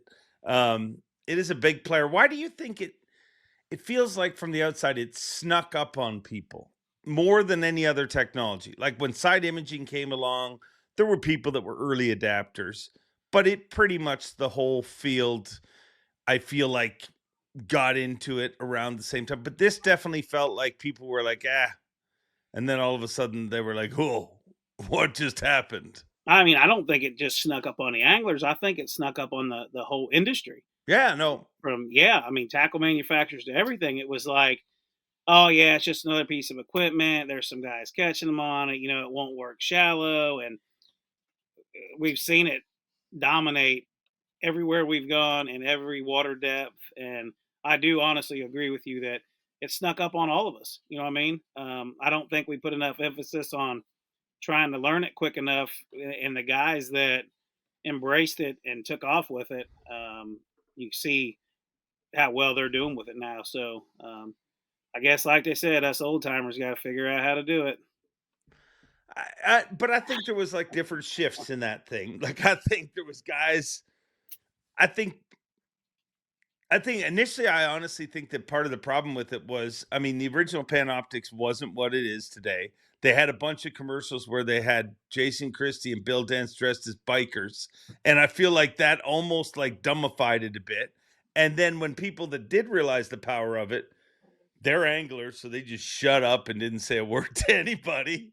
But then the second shift was, and it felt like, okay, it's kind of sorting its way. But then the second shift was, then this whole new group of anglers came. Like I look at Christie's Classic win. I've used this example a lot as kind of the last foot on the dock, foot on the boat classic. And the way that like Christie used it, but then he went and fished docks in the afternoon. He just sprinkled it in. It was just an ingredient. Then it feels like in the last few years, we had a group of anglers show up, not just here, but on every tour and the opens that were like, guess what? I don't care about anything. I'm just going to chase blobs all afternoon, and it's going to dominate. And that has simply, so I think from the outset, that's what it feels like to me was the hardest thing for vets to kind of handle, because you guys have their advantage. Your advantage when it comes to throwing a jig is that when you're in the situation you were in Florida, I mean, honestly, you didn't want anyone to pull in there, but you also didn't really care if anyone pulled in there because you have ultimate faith in your abilities. Absolutely. Yep. Those guys have that exact same thing, but it's on that technology. And you can't erase that feeling last year at Toledo Bend where guys were like, it's warming up, I got to move shallow. Like it's so hard to erase that. Yeah, for sure. But Dave, it's with the technology that we have, gives you the ability, if you're going to dedicate your career to that, gives you the ability to throw at a bass 100% of the time. Yeah. I mean, there may be days where I fish all day, daylight to dark, and I don't even throw my bait around a bass. You know what I mean? So that definitely changes the game. You know what I mean? Look, I understand. Yeah, you still got to catch them. You still got to figure out how to make them bite. But boy, when you throw your bait at a fish every single cast, your odds go way the heck up for sure. Oh yeah. I mean, we can't argue about that. That's for sure. No, you won't get an argument. I mean, Welcher said that after he won Angler of the Year. He's like, hey, one thing percentage wise, I know that's figured out. You're a better angler when you're always casting at a bass. Absolutely. And that's exact. Do you think it changes in time? Do you think the fish adapt, or do you think it's up to the leagues and the tour and the anglers to change it? You know, I don't know if we'll see the fish adapt. I mean, you hear guys talk about, well, I notice I'm skip panning it on them and they're swimming away, but all we're going to do with it is figure out a different area of the lake to catch them in. You know what I mean? Yeah. I mean, who would have ever thought that we would be using forward-facing sonar to catch fry garters? I mean, would you have ever thought that? Because I wouldn't ever have thought that. You know, so every year we see something different, some code that gets cracked that I ain't so sure Mother Nature wanted us to crack. You know, You feel that way in your I gut? do. I truly do. Yeah. You know, I'm a big waterfowl hunter, turkey hunter, deer hunter. When it comes to that stuff, I always say I'm like a purist of that stuff. You know what I mean? And I've made references to forward facing sonar. To me is like hunting ducks in the waterfowl resting area, because that's their sanctuary where they are safe, kind of like the bass that have been swimming around in the middle of the lake for all these years. That was their sanctuary. You know, I mean, that's where they were safe. That's where they didn't get bothered. And we're now figuring out how to crack the code of the sanctuary. To me, um, just some things that I've always thought about, and I always look at the big picture of everything, Dave, when I'm kind of making an opinion on something. Just not like, how's Bill Lowen going to benefit from it? I look how Yeah. it's going to affect the whole field, or you know what I mean. Always looking at the big picture. Yeah. Do you use trail cams when you deer hunt? Nope, You do not. I do not. Damn, Jennifer and the kids do because they like to see the deer, but I never put a trail camera up anywhere that I deer hunt. Wow. I like that about you. I like Well, that I mean, you can't be all in with one and not with the other, right? no, well, I'm going regardless. So I don't need a camera to tell me when to go in there, and always going to be coming through at 11:30. You know what I Yeah. mean? So I know I don't use trail cameras, and guys think I'm crazy for that, but hey, it is what it is. Yeah. No, I think they just piss people off. I don't hunt, but I know all my camera guys do hunt. And like, it's never fails that we're on a shoot and their phone goes off and they're like, it's there right now. But you would Right. have never been there right now. You Yep. hunt in the morning and the evening. I don't care that it came through at 1 o'clock in the afternoon. You weren't going to be there. Um, but, speaking of demons and avoiding demons, you dealt with some demons. I mean, you were freaking tested.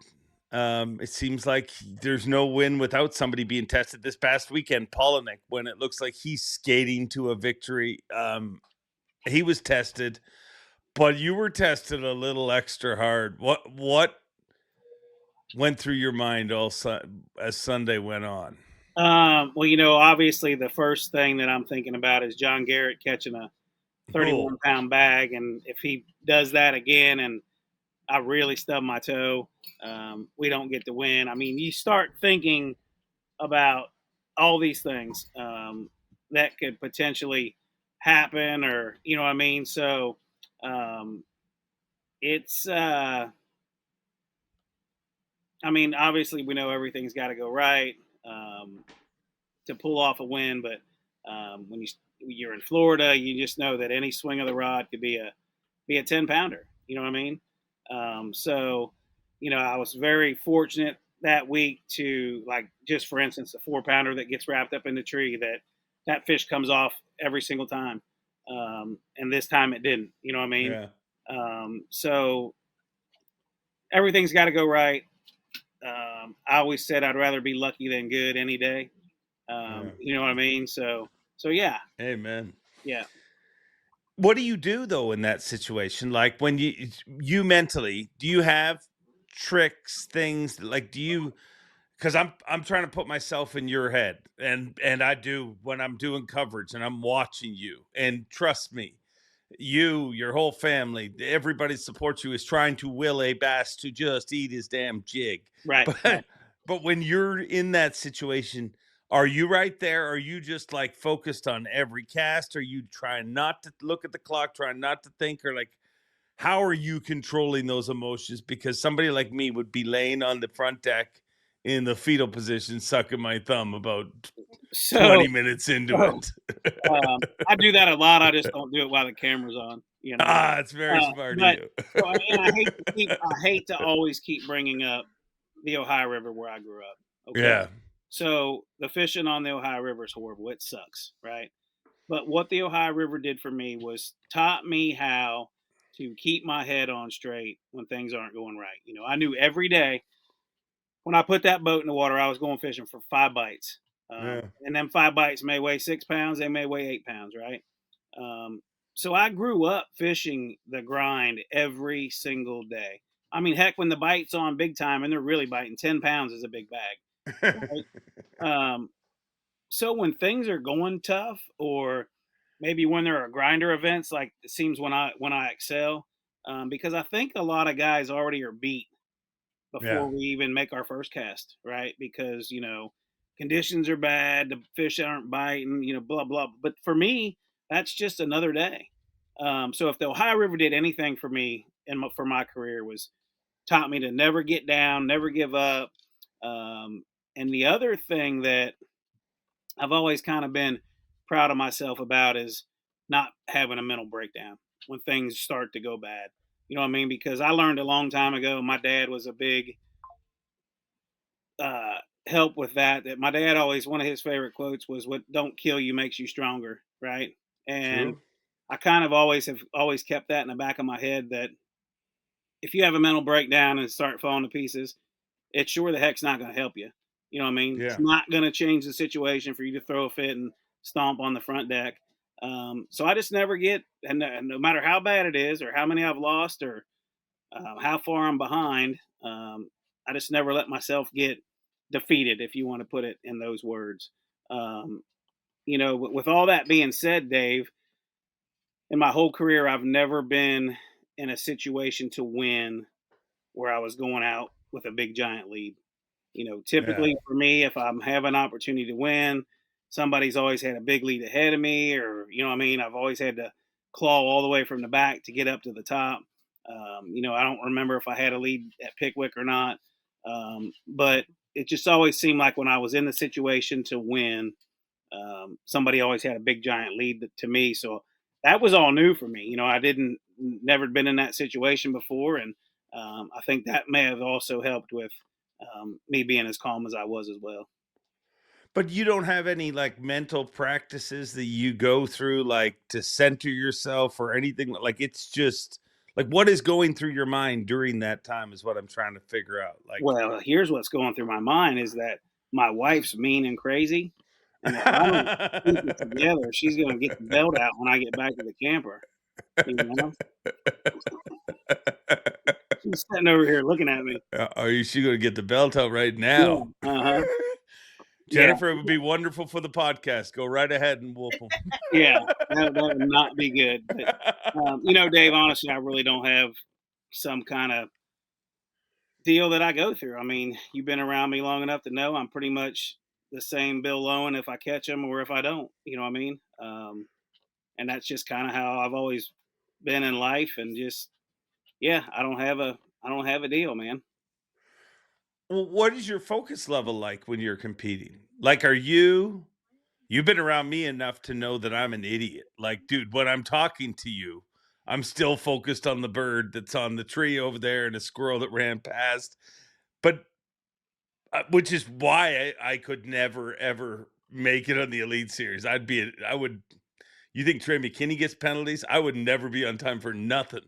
Um, but I when you're out there, are you 100% focused on the next cast, on fishing, or does your mind drift off at times? No, I'm 100% focused on what's at hand and what's in front of me. and I'm like always aware of my surrounding and what's going on. And what I mean by that, if a shad flicks over here, or a brim runs over here, or a crocodile slides in the water, or maybe some wood ducks jump out of the bush, like I see all that. You know what I Yeah. mean? It's like I always try to stay really in tune, because if you miss something like that, you know what I mean, you see a shad flick or a bluegill run, that's an opportunity that of a fish that you could potentially catch. So I'm typically always focused 100% of the time, scanning, looking, paying attention. And I think, me having kind of that hunting background that I do with waterfowl and whitetails and things like that, it's kind of, you just get it's a second nature, you know what I mean, to just be able to focus in and really key in on what's going on in the environment you're in um, Yeah. every single day. Yep. That's a huge part of the forward facing thing. That, I mean, Cox said it to me, and it means it honestly means a lot. Like, he says the number one reason he doesn't use it at all is because he thinks that anytime he spends in that, he checks out of this. And he's like, I see so much that happens on the water that he says I see it all the time where people don't see certain things. You know what I mean? Because they're looking down and they don't see those little signs that you guys are so in tune. And those signs, I mean, it could be a fish surfacing, it can be whatever, but those signs are, that's the part that I totally disagree with technology, just because I'm like, that's the magic to me. Like, the fact that Rick Clunn could tell me there was a fish on that point when everybody else would say, no, there's no fish in that point, or there's fish right. I mean, that's the real magic, if you ask me. Well, I feel like every single day you put the boat in the water, there's key little things you see that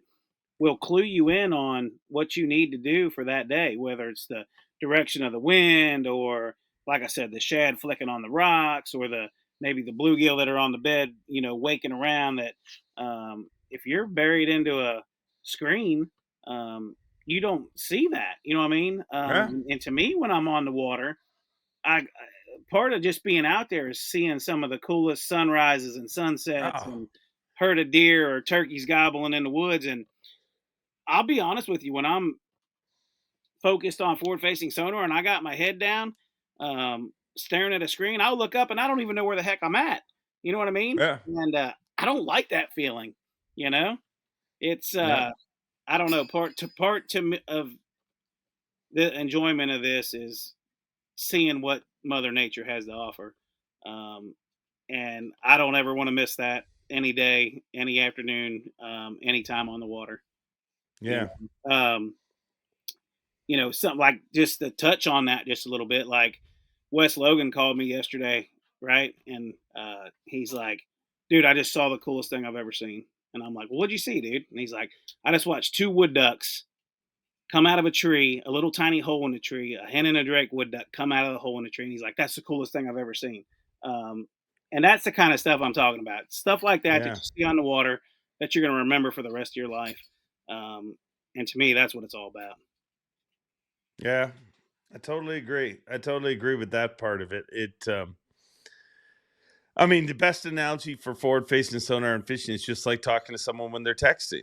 I mean, if I was sitting here and we're talking and I'm still You part of do the that to me all the conversation. time. You did that to me on Well, live the other morning when we no, I said I'm finishing posting something and I will be 100% focused on you.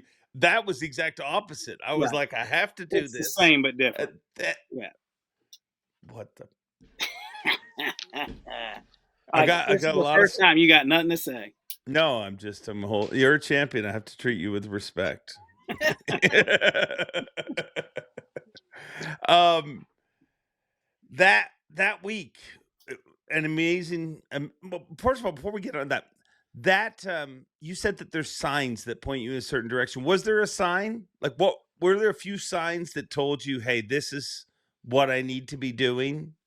Was there a piece of nature that pointed you in the right direction, or was it just a multitude of things? So I have a lot of history going north of Palatka. I've there's not an event that we go there that I don't go north and at least check it or give it its opportunity. Especially back in the day when the river was full of eelgrass.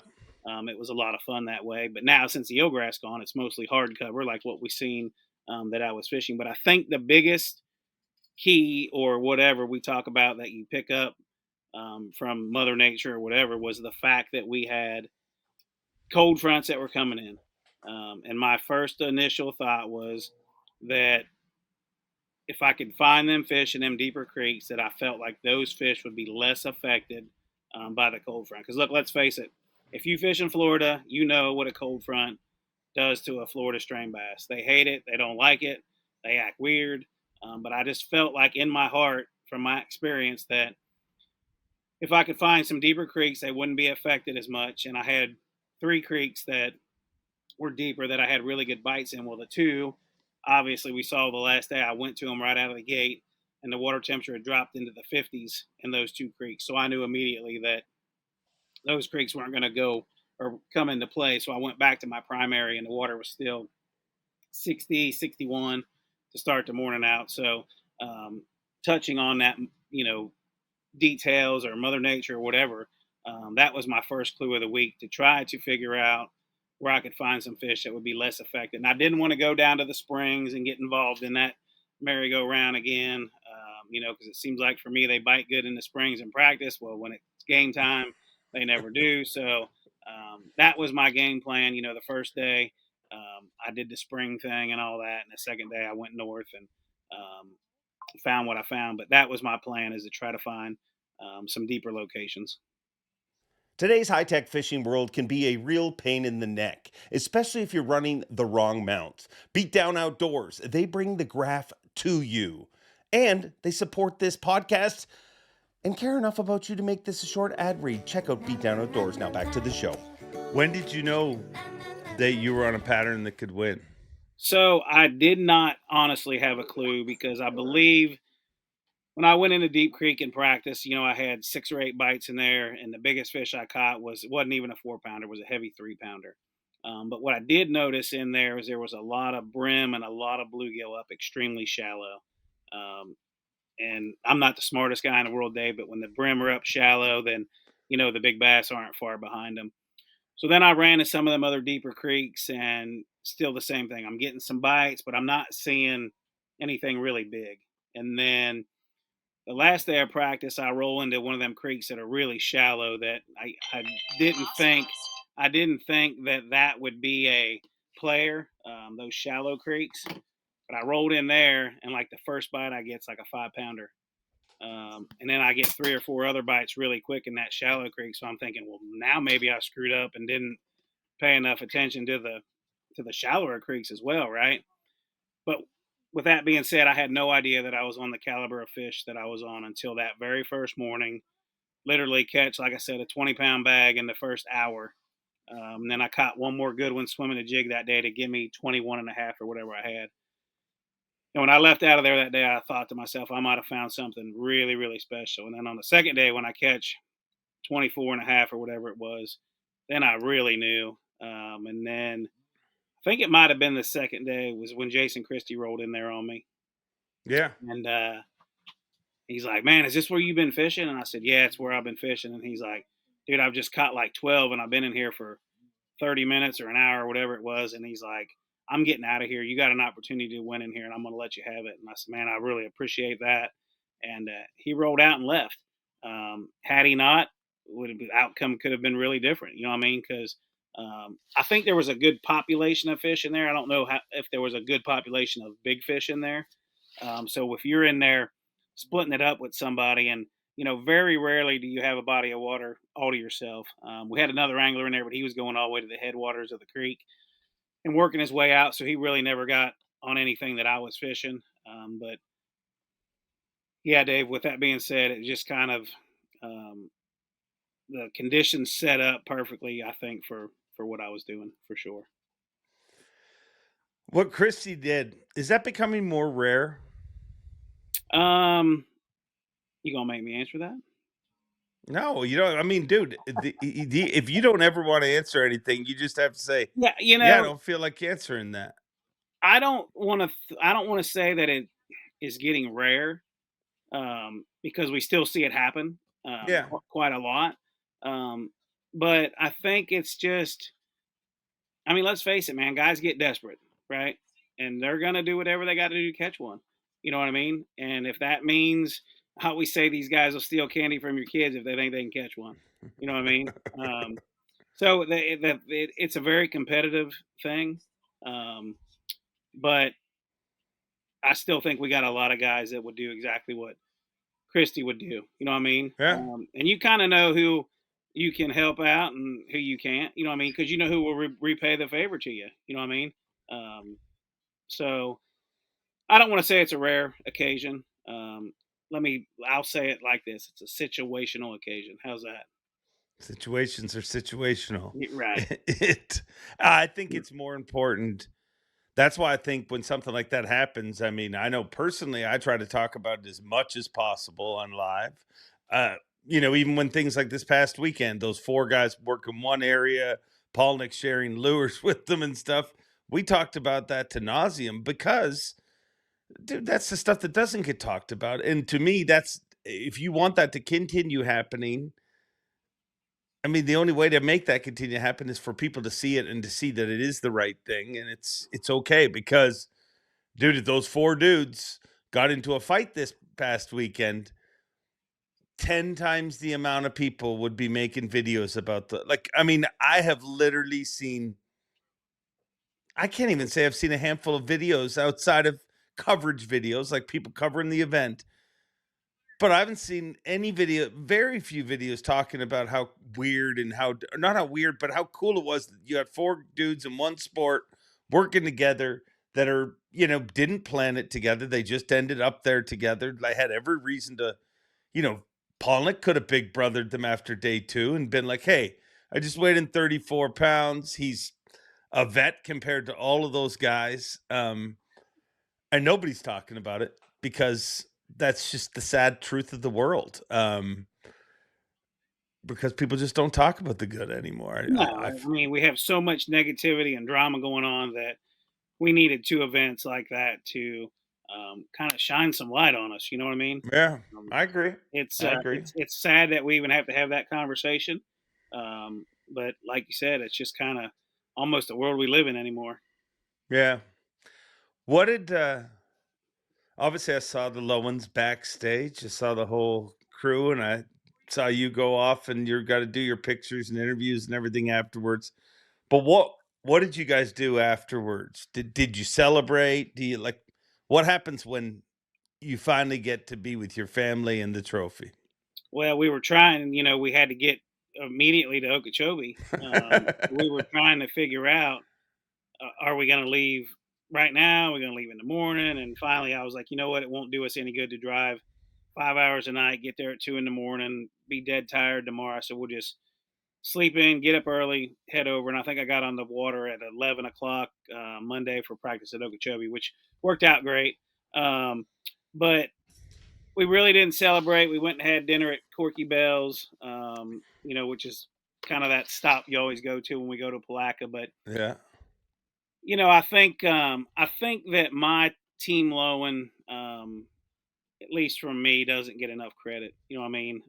A win for me is amazing, but it's also a win for them. You know what I mean? The support and things they've given me over the 20 years I mean, I can't even. I'll never be able to thank them enough, Dave. And it's not only Jennifer; it's Fisher and Nevaeh as well. And um, heck, Dave, like I said, you've watched them grow up from being babies. You know what I mean? Yeah. Um, you know, Nevaeh's kind of fallen into her own little world there with the photography and shooting for some of the guys and things like that. You know what I mean? So I always say it takes a team, Dave, and we got a hell of a team here. That's for You sure. do. You do. And dude, I know I don't think they'll ever be able to thank you either. You know what I mean? Like I look at you guys as one of those model families, like the things your kids have seen. And, as a parent, you're always going to look at what they missed. You know what I mean? They didn't get to go to this or that because they were on the road with you. But I look at you guys, I look at the Kennedys and I'm like, look what they've shown their kids. Like so much of the world. And look at how well adjusted your kids are dealing with adults and like it's pretty cool to watch from the outside, but it is weird. I mean, it is weird to see, Nevaeh especially. Like, I mean, I'm just like, you were like a little kid in a stroller getting pushed around a dock, and now she's like one of the older kids. You know what I mean? Like it is Absolutely. wild. I don't know how that happened while Yeah, me and you like stayed the same age. they've been on the road, ever since they were born. I think Nevaeh was on a plane flying to the Classic when she was 2 weeks old. Wow. But they've never known anything any different, Dave. Their life has been on the road. Very blessed and fortunate they get to travel with us. They're homeschooled, um, and I honestly, Dave, don't think I could do it if they weren't with me, because I would Yeah. not want to get the call from one of them saying, "Hey, Dad, when you coming home?" Because I couldn't. I don't honestly. I'd get teary eyed right now just talking about it, but I honestly, truly know I couldn't do it. And Jennifer and I both have asked him, "Hey, are you all good with this? Do you want to stay home? Do you want to go to school? You know what I mean? Do you like?" And they're like, they'll think about it for a minute, and they're like, "You know what? I don't think we want to do that." Like, you know what I mean? And maybe they don't realize it now, but they will when they get older. Um, kind of like you said, the life experiences that they're getting out here in the world. You know what I mean? I think there's only like 3 states in the U.S. that Nevaeh has not been to Wow. as a kid. You know what I mean? So we've got to travel the country. We've got to experience the highs and the lows. And yeah, like I said, just to say I'm blessed to have this opportunity is an understatement for sure. I don't know if you're comfortable talking about this, but I mean, I'll shoot my shot. That week must have been a weird week for you, especially afterwards. You're on such a high, and then one of your guys that you spend so much time on the road with, Matt Herron, is imploding basically, and is no longer on the Elite Series. How did you deal with that? It was tough. Obviously it was tough, and I guess you get in shock. You know what I mean? Yeah. And look, people make mistakes. We've all made mistakes in our life, and to me, it's how you recover from your mistake. You know what I mean? It's how you accept it, face it, however you know what I mean. You deal with that situation. Um, I hate it. I mean, it was like a gut punch. You know what I mean? But like I'm trying to celebrate a win and deal Yeah. with that and get to Lake Okeechobee, and it's tough. I mean, honestly, it's tough because not only Matt, but we're all a family out here on the road. You know what I 100%. mean? There's like 25 of us at camp, and it's like a big family out here. So when one of us has a situation or one of us gets in, is having a hard time, it kind of affects us all. Yeah. Um, but that one was really hard to just stomach. You know what I mean? And um, like I said, people make mistakes, and it's just going to be how we all come out on the other side from it. That's for sure. Yeah. Yeah. And I think shock is the right way to explain that one, because I believe a lot of the league in general was in shock, just because, I mean, everybody has kind of pushed for more tests, but Matt is not the guy that you expected to have that happen with. But um and like you said, it mistakes happen with everybody, and I just thought about you a lot during it, weirdly, because I'm just like, you got Bill who's on this high, and then you have the exact like, it just, I'm sure Yeah, you guys haven't really had a chance to even, I don't even know, how do you deal with that? Like, hey, congrats. Well, and the opposite.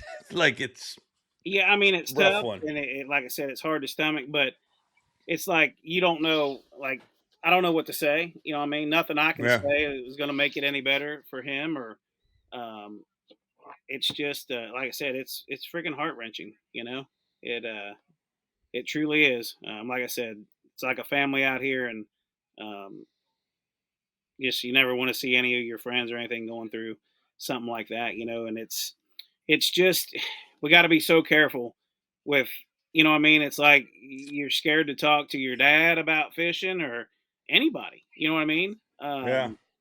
You know, Dave, and like I'm so careful to the point where like if we're at a campground and Fisher has access to the water, like I won't even go fish in that area.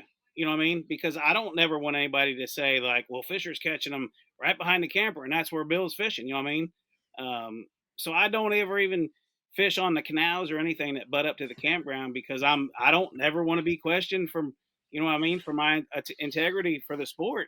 But Yeah. it's just, you know, everywhere we go in the country, somebody wants to come up and tell you how to catch a bass. You know what I Yep. mean? And we immediately have to tell them, hey, we can't talk about fishing. We can't get any info, and sometimes that makes us look like jerks or like we're being, you know, standoffish to the fans or whatever. But um, if you don't do that, then you cross a line and you could potentially get yourself in a jam. You know, Yeah.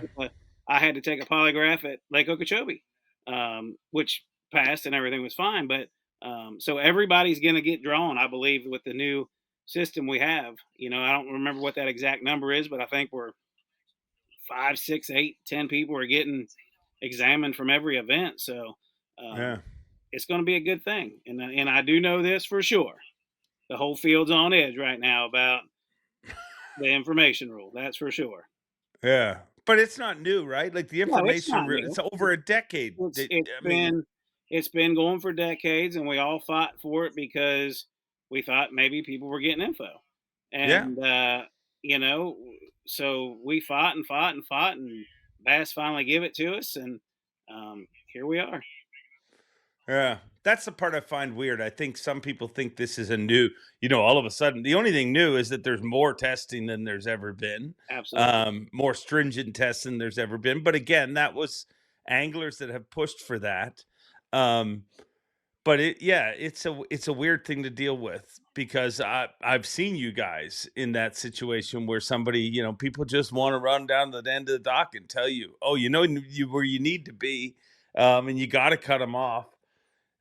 Do you think the rule is right? Like, are you happy with that rule, or would you change anything with it? I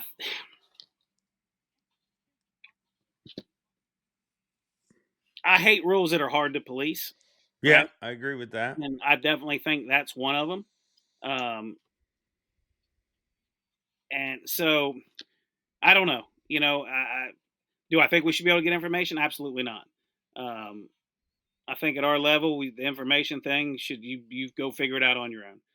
Yeah, But there's so many like you can just get yourself in a jam without even trying to get yourself in a jam. You yeah, know, so how do we change that? I don't know, Dave. I don't even know if it can be changed. I think that you get yourself in a situation, you say I can't get no help, um, and you cut this conversation off, and that's it. You know what I mean? yeah, That makes you look like a jerk, then so be it. But for everybody that's listening, watching, as a fan, we're not trying to be jerks. We're just trying to keep ourselves from getting in a jam. That's for sure. yeah, yeah. And I mean, you shouldn't get information from your son because Fisher catches like freaking 9 pounders at takeoffs. Yeah, he's good for that. I mean, we saw it at Champlain, and I think he had the whole field wanting to fish right off the dock. You know, so, he is that one. You know, we all got that one friend that if you take him fishing, he gonna catch a big one, right? Well, that's Yeah. Fisher. You know, I didn't get that trait till last week because normally I 2.5 pound you to death. But he might only get one bite all day, but it's gonna be a 5 to 8 pounder. You know, so yeah. Not to put any pressure on him, but do you think he'll be doing this one day? You know, I think he has um, the love and the drive for it, and he talks about it a lot. And he is kind of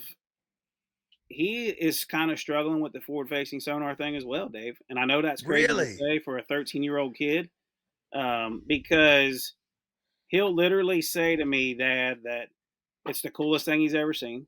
Right? Yeah. It's cool to be able to throw your bait at a fish and watch what happens and catch that fish and things like that. But then he'll look right at me, and I know he's truly feeling it because I can just see it in his eyes that he's like, "Dad, this isn't right.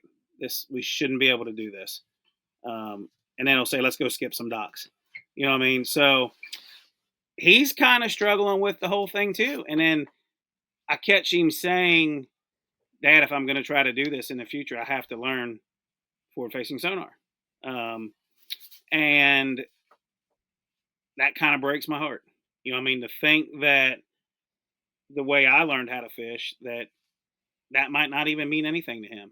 I mean, he knows that, he sees it with me every day, but for him to potentially have to not learn the history of bass fishing or techniques or seasonal patterns or crankbait colors or why we do this when the water is rising or falling, to think that he may never have to worry about that again, that freaking breaks my heart.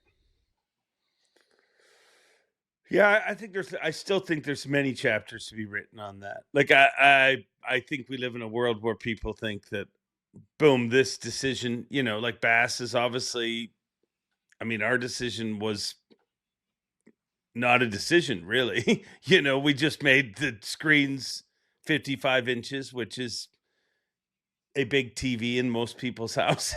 So it's like, I mean, we really just stopped science projects. But I honestly feel that in time, if it becomes evident that that's the way it's got to be without it, I think everybody evolves. Like, I mean, my vote, where I wanted it. I mean, I don't have a vote, but when I said my vote, I mean, my thought was I wanted us to have a limited period of time, similar to what MLF did. I wanted the last 2 hours of the day. I didn't want it to be choosing times. I wanted at 1:00 till 3. That is time where you can use it. And I still think that makes a very compelling tournament, because all day I'm watching you catch them as you're catching them.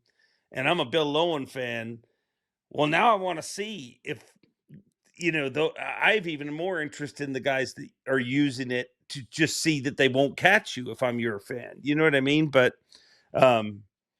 once again, we learned I don't have a lot of pull with things, Well, because absolutely nobody went for that, except even Matt Herron told me afterwards that was a good idea. But before, he was too adamant on, like, it needs to go away totally. Well, I don't know if it needed to go away totally, at least at this point. But I think overall the general consensus of the field was, hey, let's do half the season with it, half the season without it.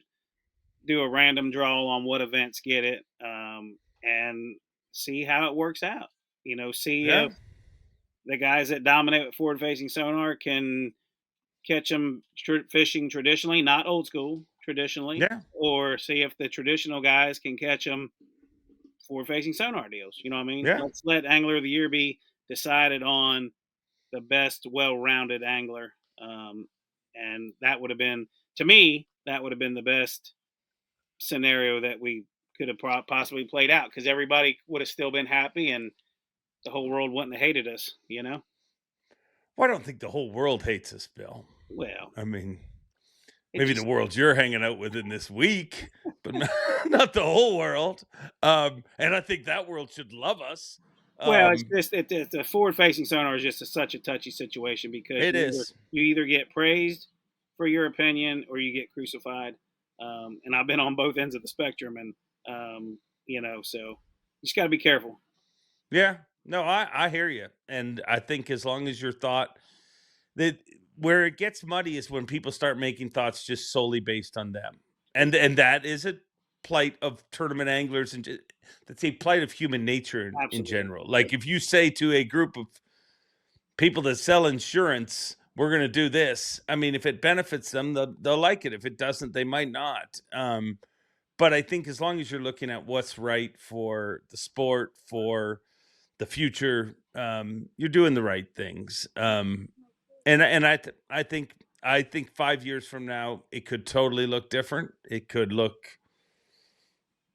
I feel like it's going to continue to evolve. And I agree with you. Ultimately, I want the Angler of the Year. I want to know that person's been tested in every way. I want to know, like, I mean, we've all seen people go up north that had a great season, largemouth fishing. They go up north and they falter off because they can't catch smallmouth. Well, you don't want that guy to win Angler of the Year, vice versa. I don't want a smallmouth heavy schedule guy to like you want everybody tested in every single way. And I agree with you. Every other event would have been fine. Whatever. We'll see what it is. But it's working out good for you right now. Well, yeah, I that's mean, because you're I'm not getting involved in any more of this drama. I'm just going to go fishing and see have fun. good, Yeah, it's all good. smart. Yeah. Screw that. Drama doesn't do anything for the people that. I mean, ultimately, you got into this to love it and fought like you could have been had a much safer, easier life in some ways if you just took a regular job. But any time you spend not enjoying it means you're doing the wrong thing. Oh, So yeah. And, you know, every morning I get up and put that boat in the water, it doesn't feel like I'm going to work, but it is definitely, without a doubt, the hardest job I've ever had. oh hell yeah, I don't know if you know this, Dave, but I installed flooring full time before I did this. I didn't. I installed everything but ceramic tile, and the reason that I chose to install flooring was, you know, my dad had done that most of his life, and as basically subcontractors and things like that. What that did was give me my freedom to be able to try to qualify for the elites or whatever that may be, where I didn't have a boss telling me um, I had to go to work. You know what I mean? Yeah. My dad was my boss, and we set it up like that so I could hammer out some jobs, pay the bills, pay entry fees, you know, doing opens and things like that, and then come back and hammer it out another job. You know what I mean?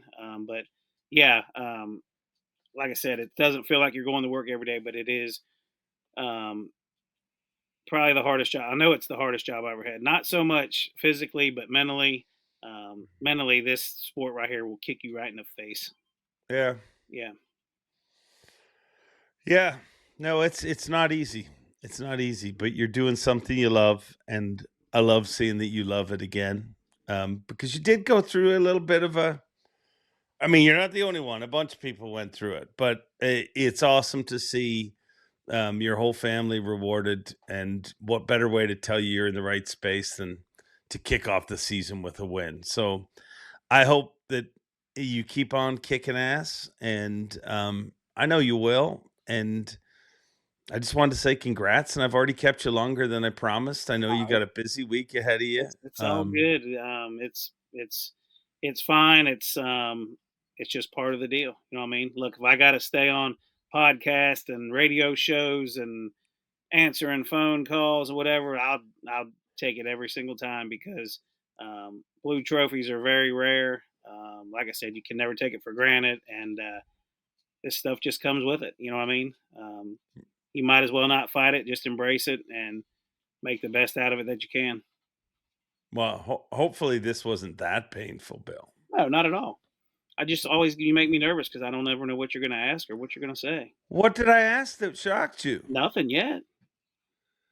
Well, I mean, I'm trying to end it. I mean, I'm trying to let you go to bed, Bill. I'm trying to let you eat dinner. Yeah, I already did that. I'd made sure I did that before I got on here with you. Okay, good. As long as your priorities are straight. Yeah. No, I wouldn't. I don't think, dude, I don't ever have conversations where I mean, I ain't looking for that. You know what I mean? I just try to have I try to have the same conversation that I think I'd have with you if me and you ran into each other and we said, "Hey, let's sit down and eat dinner." I'd probably ask you some of the same questions. You know what I mean? Like the Matt Herron question. That isn't, I mean, dude, I thought about that a lot this week. I'm like, how's that like for Bill to be going this way and Matt to be going this? Like it's just a real weird thing, but it's absolutely. Yep, for sure. part of life. Yep. But let's do this again sometime when you're not in the middle of tournaments. Absolutely. Yep. All right. Sounds good. It's been fun. Yeah, I've enjoyed it. Appreciate you having me. I know it's been a long time coming. We've tried before, and We have tried. Yeah, we've tried. I want to do one where I get into your past. Like I want to find out. Like I want to hear that story about working with your dad and all that sort of. Like I mean, I didn't know you were into flooring and stuff, but we don't have time for that tonight. But I do want to. When we're away from stuff, let's honestly make this happen. Absolutely, man. Like I said, appreciate you as always, and look forward to the next time. Always good. Dollar Bill Lowen. Jake Latendresse, it's happening again. We are back, and I'll be honest, I'm kind of got a Trey McKinney vibe happening this morning. I feel like I got sleep in my eyes. But hey, hopefully I pull it together during the tournament like he does. It's early. Yeah, I mean, it's early here, and then I realize it's much earlier for you. It's 5 in the morning, right? It's 5:20 a.m. right now. Yeah. So for any of our fine viewers, thank you for tuning in. But if you ever think that we don't care about you, exactly. There's a lot of stuff I wouldn't get up the day after a 3-week road trip and do, but we're doing this. It's good to have you back. Thank you. I do have the crud too, so just bear with me a little bit. Oh, wow. I may cough and hack and spit something people love the sound of phlegm moving through the human body. It's authenticity, right?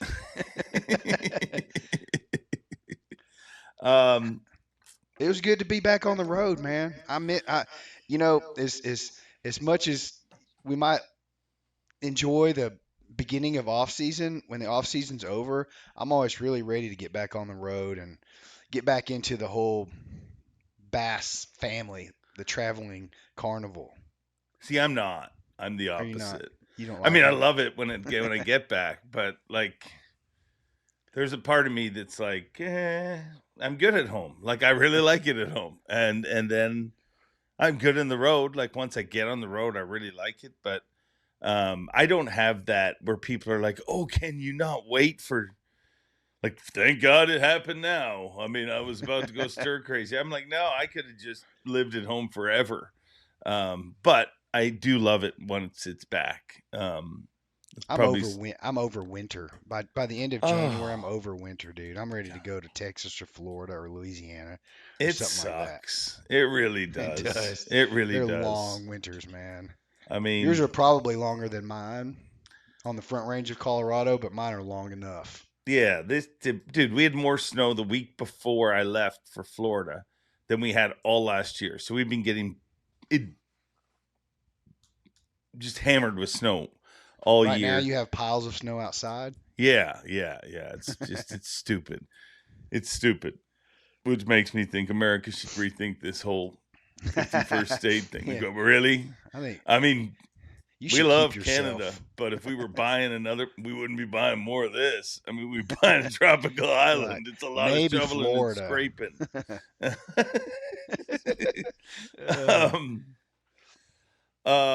So yeah, we're both back. We're hiding from the snow, but now we're back in the snow, and which is always weird to me, dude. I don't know about you, but I am.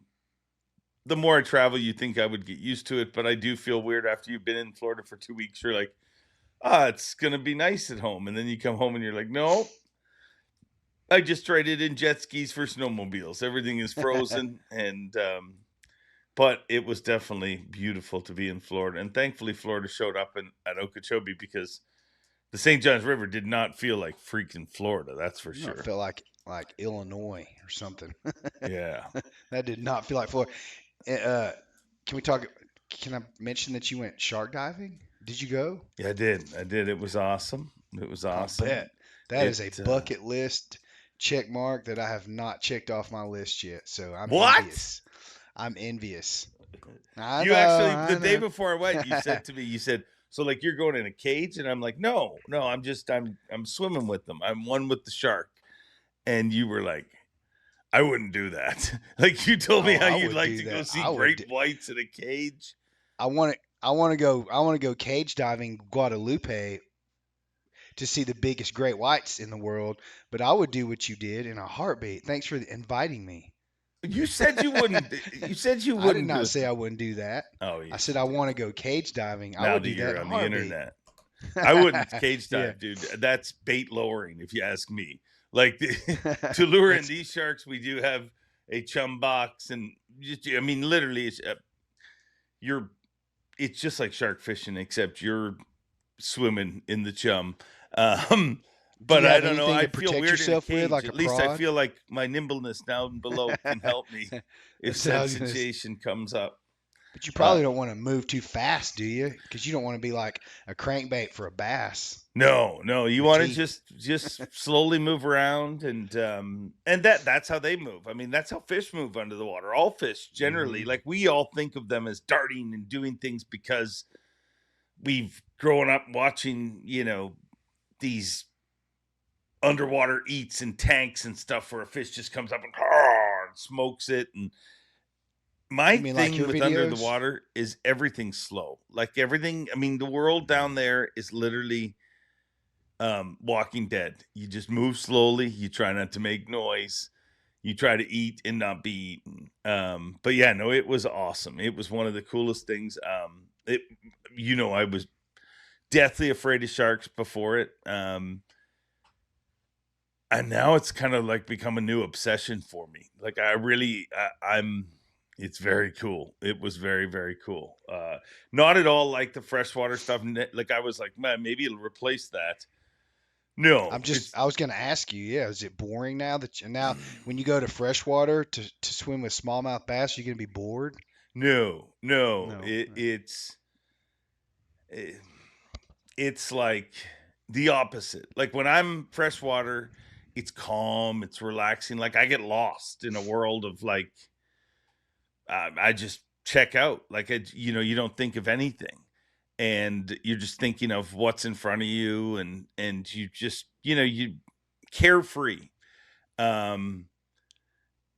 Shark thing, oh, it's a different feeling. I mean, you are freaking swimming with sharks, and you know that fish, it's like literally, I had a bull shark that was a foot away from me, like just staring at me. I had a bull shark swim underneath me, which is really weird because they come from behind, and like I'm looking, and it's like right there, like it's like where the microphone is, and I go boop, and Wow. wow. So yeah, no, it is freaking really, really cool, but it's not at all the same. Feels like totally different. Like You're the freshwater prey. swimming is like being married. I love my life at home. It's very relaxing.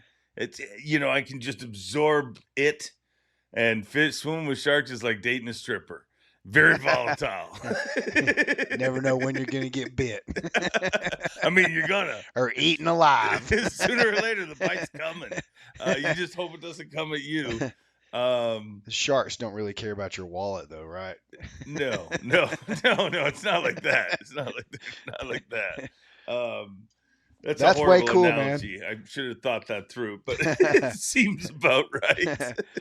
That's really cool. I'm definitely envious of that. And now I got to go do it. All right. Well, next year in Florida, I mean, everybody wants to go. There's going to be a whole parade of people.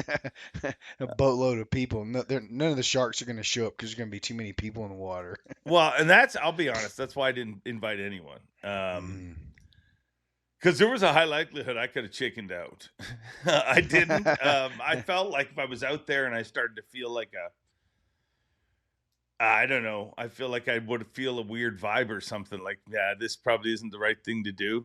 I never felt that, so it was good. It was awesome. It was really weird because I couldn't go the first day. Like we had to cancel the first day because of weather. So it was real weird to just hang out for a day and be like, yeah, I'm gonna swim with sharks. You had to think I'm about intentionally extending my stay to do this. I felt like somebody was giving me an out and I didn't take it, but it is freaking awesome. They're awesome creatures. I swam with a bunch of those bad boys. Tiger sharks, bull sharks, yeah. Excuse me. There was a couple lemons showed up. You swam with the good ones. Yeah. There was sandtail sharks. There was, a lot of here's what's really weird when you see them, because you're in like 180, 200 feet of water. You're at like this edge. It gets dark at the bottom, yeah. Well, and when you see them coming up, and you're like, and there's some that never come up. Like there's some that you just see and you're like, and there was people on my trip that like didn't know any, like they were just oblivious. Like, hey, we're out here with sharks and not. I felt I was very aware at all times. So I was always watching.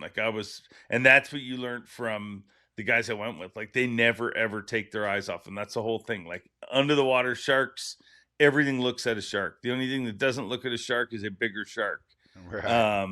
So you got to keep eye contact with them at all times, and that's when the one like is right in front of me. I'm just like staring at it, like, and they're like, just stare through its soul. Don't ever look away from it.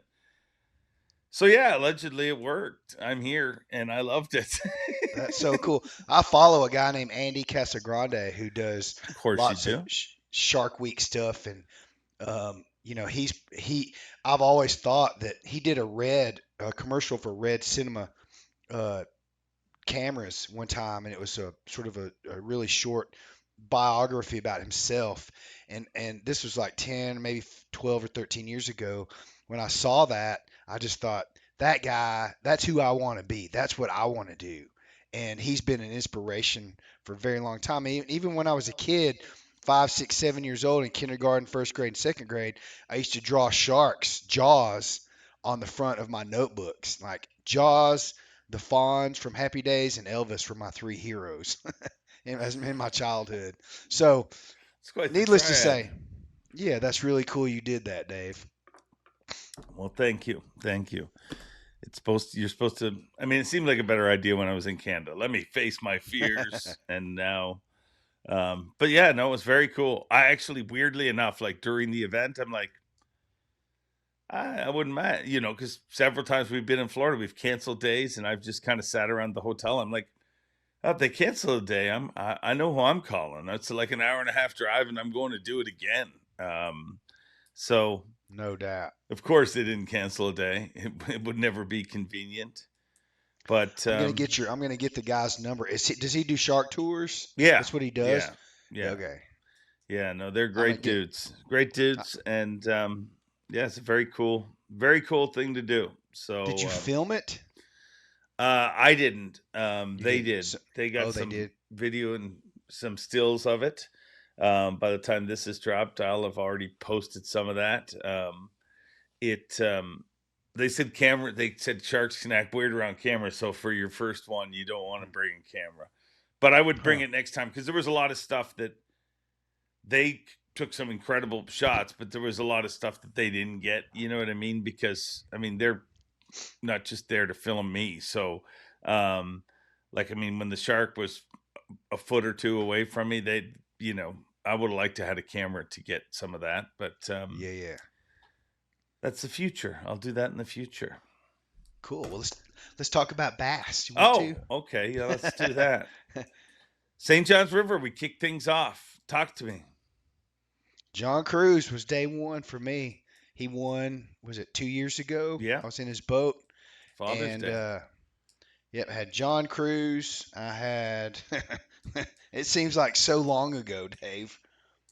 Yeah, it was before I even swam with sharks. It was. Way back then. John Cruz, Lee Livesey. I want to say something about Lee and Jason Christie, because I was with both of them in this Florida swing, and those guys are becoming more and more notorious for having a bad day, like on day 2, and then completely turning it around on day 3 and getting themselves back in the hunt for a top 10. Jason did it, at Okeechobee, but I think they're fascinating because they have this mindset.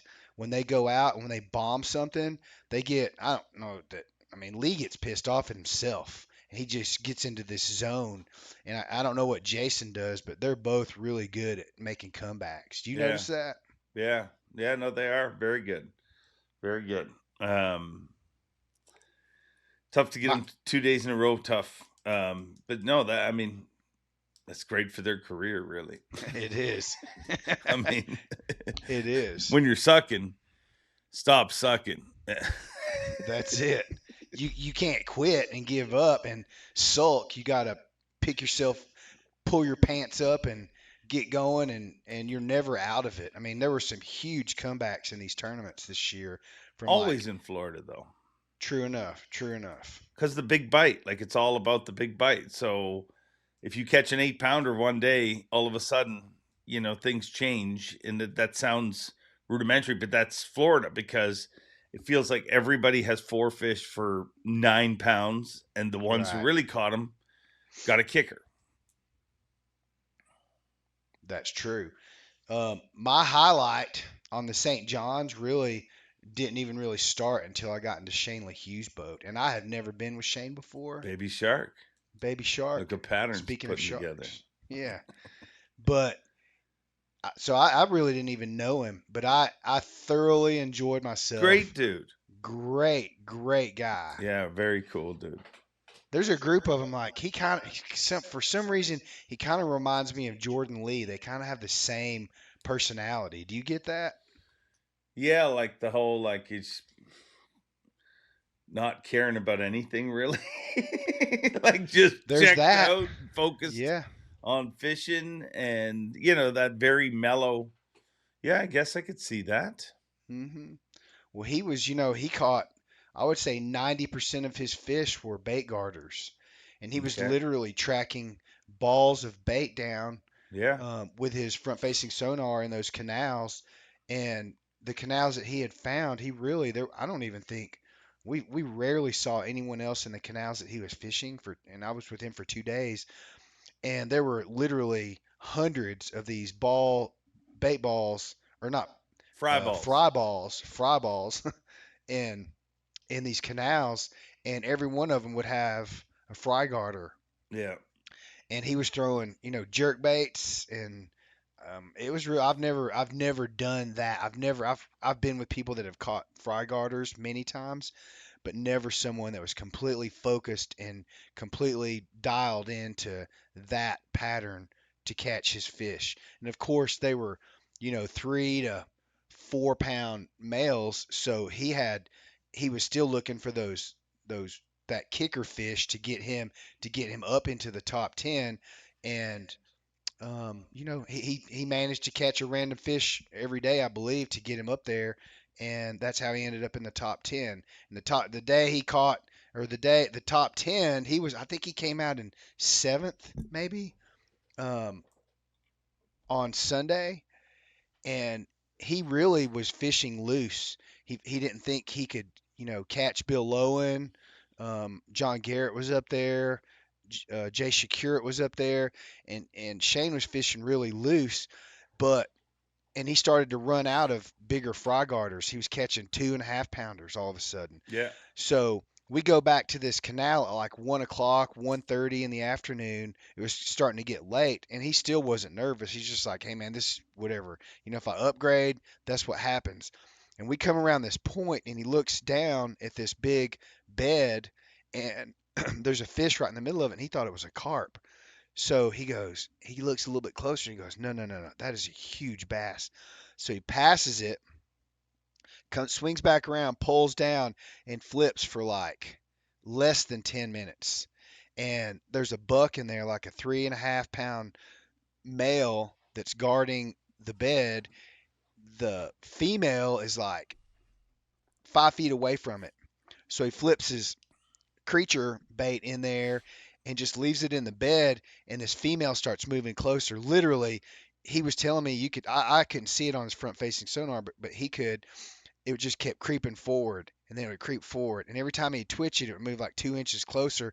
Finally, it got right up to the bait, and he popped it, and she smacked it, and it was a 7.5 pounder. And all of a sudden, I'm looking at, when I punch this 7 pounder or 7.5 pounder into Bass Track, I look at the leaderboard, Bass Track leaderboard, and I'm going, holy crap, Bill Lowen's only got, I forget at the time, 2 or 3 fish, and Shakura it and Shane LaHue are like catching up, and I'm going, oh my goodness, this is going to go down to the wire. And that is exactly what happened. It went down. Yeah. No one knew who was going to win until Bill weighed his fish, right? Yeah. No, it was very close. It was we had several ties throughout the top 10. Then when Shakura took the lead, he had exactly what it took to take the lead. 1 ounce different, we would have had another tie, and then Dollar Bill pulled it off. I think Bill had 3 ounces in the 3 or right 4 direction. ounces. So yeah, it was one of the Yeah. tightest tournaments we've had in a long time. A freaking incredible weigh-in. Like, that's what you want. You want nobody knowing. Exactly. You guys can't destroy it. Freaking Exactly. camera guys destroy a lot of things. I was on my way back to the airport, and we were because we had a flight out early Sunday night, and Brandon Feen and I were watching it on his phone on the dash. And when Bill weighed his fish, we both just went, yeah. We were obviously rooting for him. I mean, I love Shane, I love Jay, but Dollar Bill needed that win, did he not? I mean, they all need a win. I mean, if you talk to Shane, I'm sure he'll tell you, He needed screw that win Bill, too. he had one already.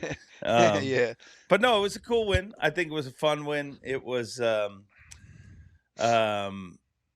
cool event. I mean, to see John Garrett weighing 31 pounds, cranking, was awesome. I'm sure Bill didn't love it. But yeah, no, it was a very, very cool event from start to finish. I really enjoyed that. I mean, both Florida events were really, really cool and just proved to you again, like as often as people are like, this is how this is going to be won. Let the fish do the freaking talking. No doubt. And I have a story about John Garrett. Of course you do. So there's a guy named Doug Alexander who we met, at least I met on the dock at the bronze fish statue at the dock at Palatka. And it's dark. It's like the morning of day one. He and his wife come up to me and introduce themselves. They're talking about how much they love your show and they watch it religiously every episode from start to finish.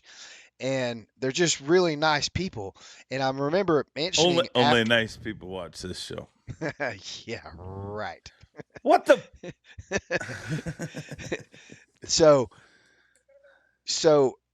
a year goes by, and Doug, I'd mentioned him on the show on the Jake's Take last year after the Palatka event, and just calling him out for being such a nice person and being a fan of the show and all that. So prior to this show, he contacted me and said, hey man, let's get together in Palatka. I'll take you out to dinner. So we ended up going out to dinner. Oh, wow. Yeah. And that was, I think that was the night of day 3. So Okay. he's telling me this story. We're sitting in this restaurant. He's telling me this story that he actually grew up down near Astor where John Garrett was fishing. He just happened to be John Garrett's marshal that day when he caught the 31 pounds. And the seawall that he was cranking was the seawall where his grandfather, I believe it was his grandfather or his uncle, I think it was his grandfather, owned that. That's where his grandfather used to take him fishing when he was a little boy, literally sitting on that seawall with his feet dangling off, fishing with his grandfather, precisely on the exact spot where John Garrett was catching all those fish.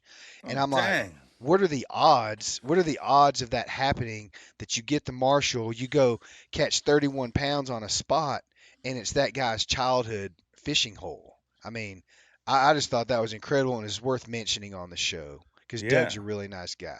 Was it nicer when he fished it, or was it still like chain link and very industrious? That I don't know. We'll have to talk to Doug and ask him. I'm sure he's going to.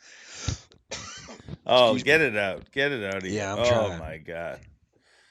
I'm sure he'll chime in and have some comments in the comment section of the show, so we'll find out. Yeah. Well, hey, thanks for watching, Doug, and thanks for buying Jake lunch or dinner, whatever it was. Did he pay?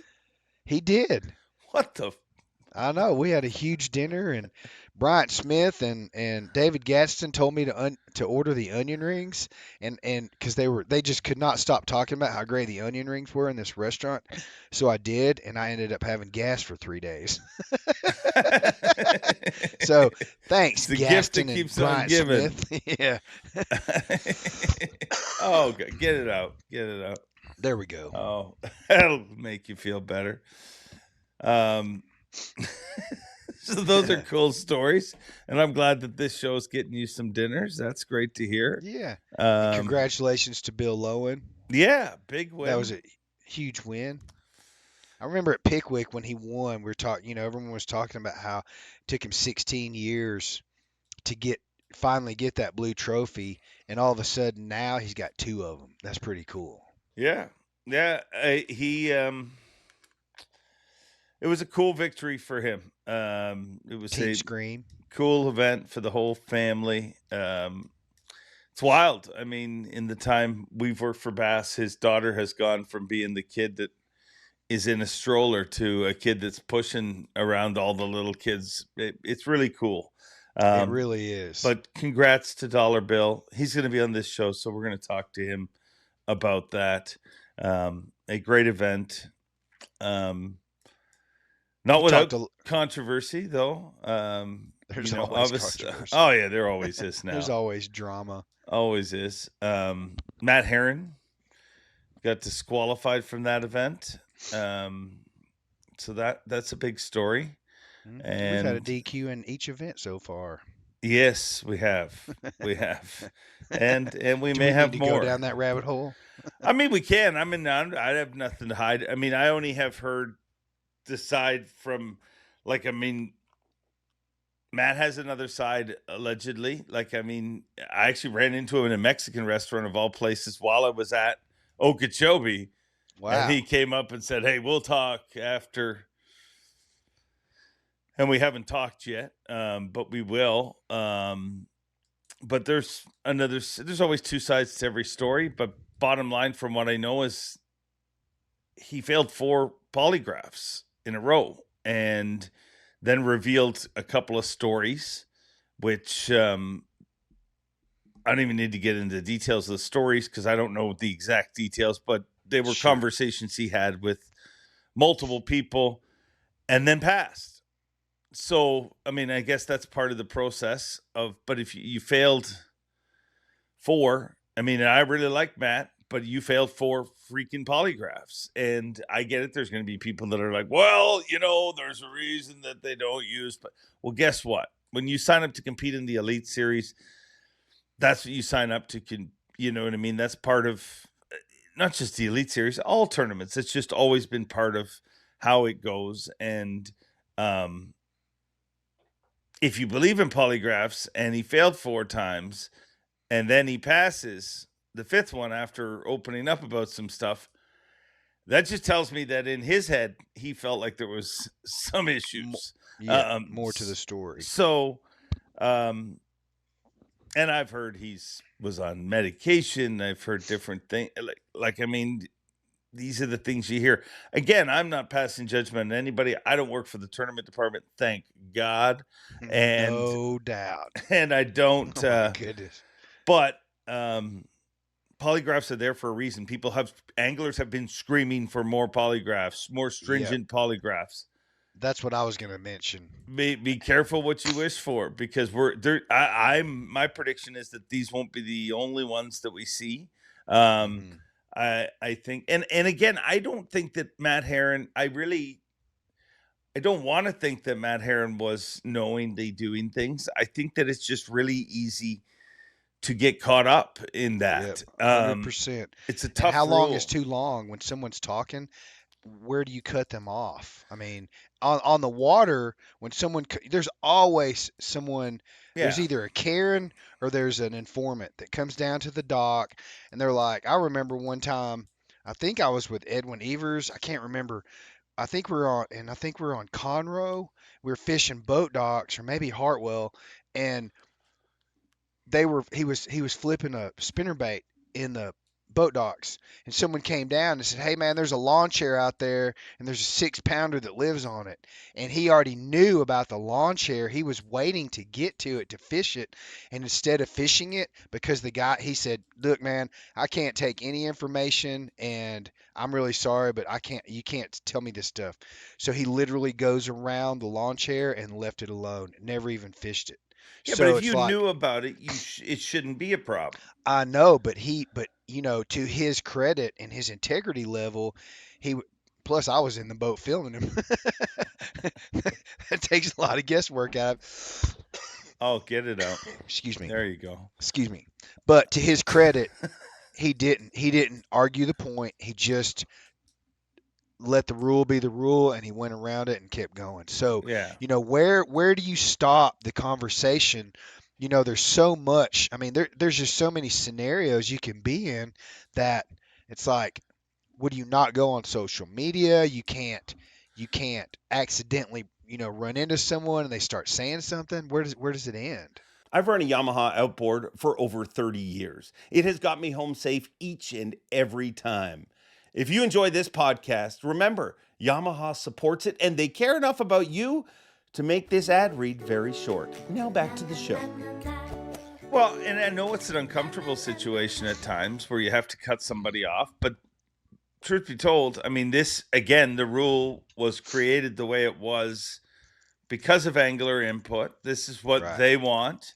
And it's also been over a decade that rule, like this is the same rule that KVD competed under, the same rule like Edwin Evers competed under everybody. So it's not like all of a sudden it's harder. I mean, to navigate your way through the no info rule, it hasn't been a problem for a long time. But I think that, you know, you're getting more random polygraphs. You're getting more, people are thinking about it more. And the enforcement's tighter now, right? Yeah, well, and that's what anglers wanted. I mean, right. They voted it in, right? And the initial thought, everybody was like, all these rookies are getting all this information. Well, it hasn't been the rookies that have popped off yet. So it's, again, I don't have a side in it. I'm just telling you what I know about it. And we want to clean things up. We don't want, like, stop freaking cheating. I mean, bottom line. I mean, we want to, and I'm not saying, I mean, that's just, I mean, that's a general. That's not,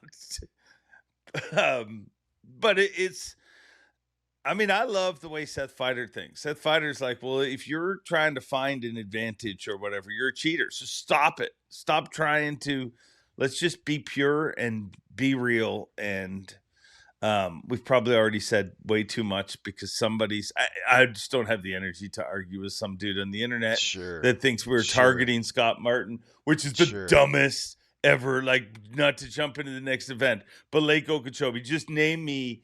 Bass essentially is a promoter, correct? Agreed, right? 100%. That's what we do, right? Probably the slimiest promoter in history would be Don King.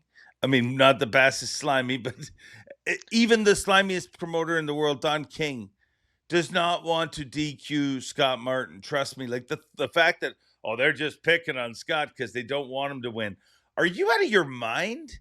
I mean, let's take this really good looking guy who's great on camera and has very nice teeth and hair. And let's just imagine his dad made this entire fishery exactly what it is. Like 90% of the reason people know about it, Lake Okeechobee, is because of his father, who is a Bass Fishing Hall of Famer, a fabled legend. Character. And guess what? The good looking guy with the teeth and the hair, he also kicked ass a year ago in said event in the Open. So there's all this hype about, can he do it on the elites? Let's throw him out of the tournament. Like, dude, the furthest thing from the truth. Actually, to prove that, like earlier in the week, so Bass Live, the whole crew and everything, we get texts going back and forth and emails where people will say, okay, this is who we're covering. And Scott Martin wasn't on that list. Unbeknownst to us why he wasn't on the list, because this was all going down. And there were several of us that like immediately chimed in, why is there no camera on Scott Martin? And we were just told that'll come out. And it did come out. So nobody was picking on him. It wasn't, I mean, trust me, I'm sure we would have loved to have Scott Martin in that tournament. I covered him when he won the Okeechobee Open last year. Yeah, you did. Yeah. And it was a freaking phenomenal event, and the entourage at the marina and everything was just insane. And when I got the assignment sheet for cameras, not that I don't want to go out with Jason Christie, but I was fully expecting to get Scott Martin as my day one assignment, and he wasn't even on the list. And I was like, what the fuck? What the what? What the fuck? You know, if we were alone, I would say that out loud. Yeah, you love to swear alone. Socially, he's a filthy potty mouth. So do you. I don't hide it. I don't hide it. Nobody's shocked. I was like, so what the Oh! Beep! You did so good up to that point. I know, but you talked me into it. But yeah, I was really surprised, and I knew nothing about it until I got in Jason Christie's boat, and And then it just kind of came out. I said, "Oh, okay." And I didn't ask any questions. I just heard about what happened through the grapevine. So I really don't know Matt Herron's story. I really don't know Scott Martin's story, other than there's just drama around it, and I feel bad for everyone involved because Yeah.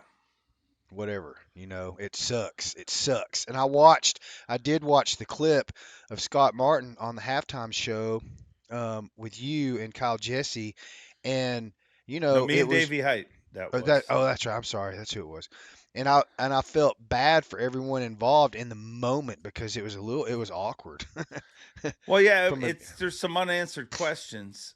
I mean, let's be honest. Mhm. Because Scott was like, "Yeah, I don't feel like I did anything wrong," and I wanted to say, "Well, so why did you turn yourself in?" I mean, there's clearly he felt there was an issue there. There's a lot of rumors. Again, I do not work for the tournament department, so none of this comes from the tournament department. There's a lot of rumors that there's a video out there of Scott having said conversation. I mean, dude, if he didn't think that he broke a rule, he wouldn't have turned himself in. Scott Martin Mhm. is a competitor. He wants to compete. I mean, He's an extreme I mean, if competitor. you think he didn't want to fish that event, you're nuts. I mean, he wanted Absolutely. to. I had some little kid come up to me, actually. It was very funny. At one of the morning takeoffs, this little dude comes up. He's got a turquoise Scott Martin challenge hat on.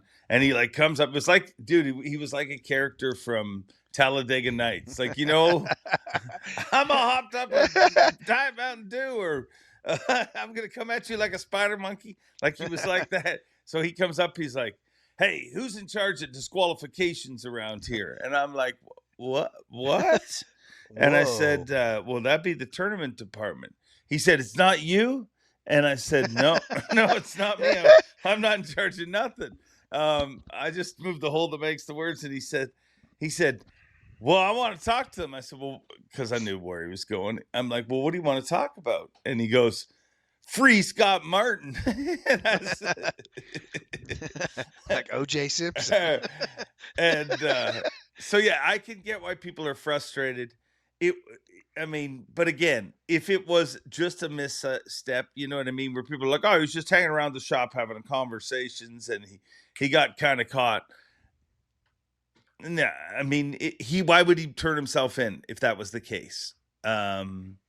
So hey, again, in every other sport, there's violations. I don't think that makes you a Always. bad guy. I Exactly. just think that this is a rule, and it was clearly broken in both those situations. I'm not saying that they intentionally were out there doing whatever. I'm just saying they broke the rule. I mean, dude, if you step over the line in any other sport, you get a penalty, and they got a penalty.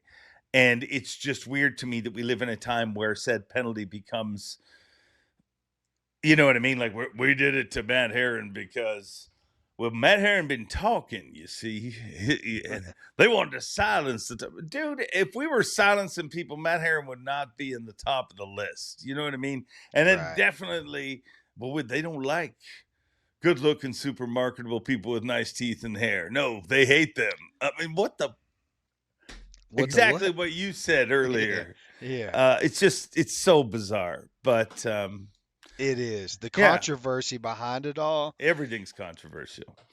it is. We're a 50-50 world, dude. Or a 51-49 at best.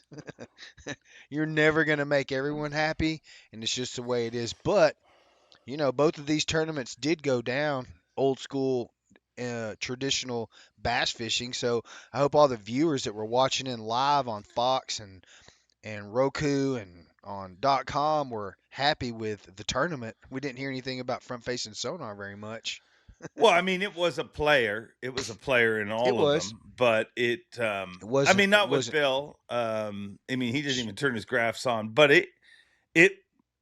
Listen, forward facing sonar. I've learned one thing: it's way less offensive when you're not throwing a minnow. Yeah. So if you're throwing a crankbait and a glide bait and stuff, it's not near as offensive to people. Right. But That's right. I would say this: rumors of the death of the crankbait were very prematurely spread. Didn't Like in the live off very long, season, did you'd it? be like, crankbait companies are going under. Nobody's gonna go try buy that crankbait he was catching them on. It's sold out everywhere. So yeah, crankbaits, it turns out, still work. But Lake Okeechobee, who were you with? I was with Jason Christie. I do have to go back. It just seems like so long ago. Oh, I was with Jason Christie, day one, Bo Browning, and John Garrett. I was with Bo Browning day 2 and John Garrett day 3 and day 4. Okay, And I had a blast. I great dudes. always have fun with Jason Christie. Always. He didn't catch him, and I'll go back to what I said about he and Lee Livesey, the comeback kids. I think he had like 8-13 or 8-11 on day 1. And I thought, well, that's probably going to be middle of the pack just because I could keep up with Bass Track. And it kind of was. And then he came back and caught like, what, 23, 24 the next day? I don't remember. He jacked I'll be him. honest. Yeah, whatever it was. He jacked him on day 2, shot himself back up into at least the top 15 or wherever he landed. And, it was a remarkable. So what happened with Jason, he was in the right area. He knew it. But when towards the end of the day on day 1, he only had, 8-13 in his well. So he's like, man, I hate doing this, but I'm going to go back up into the crowd where everyone else is fishing. And so he found a spot where it wasn't too crowded. And he gets into this little hole in the reeds and literally slowed everything down like ×5. Completely Really? just started picking it apart, and all of a sudden he jacks a 5.5 and a 4, and that's what got him the weight he brought in on day 1, or else he would have had like 5 pounds, right?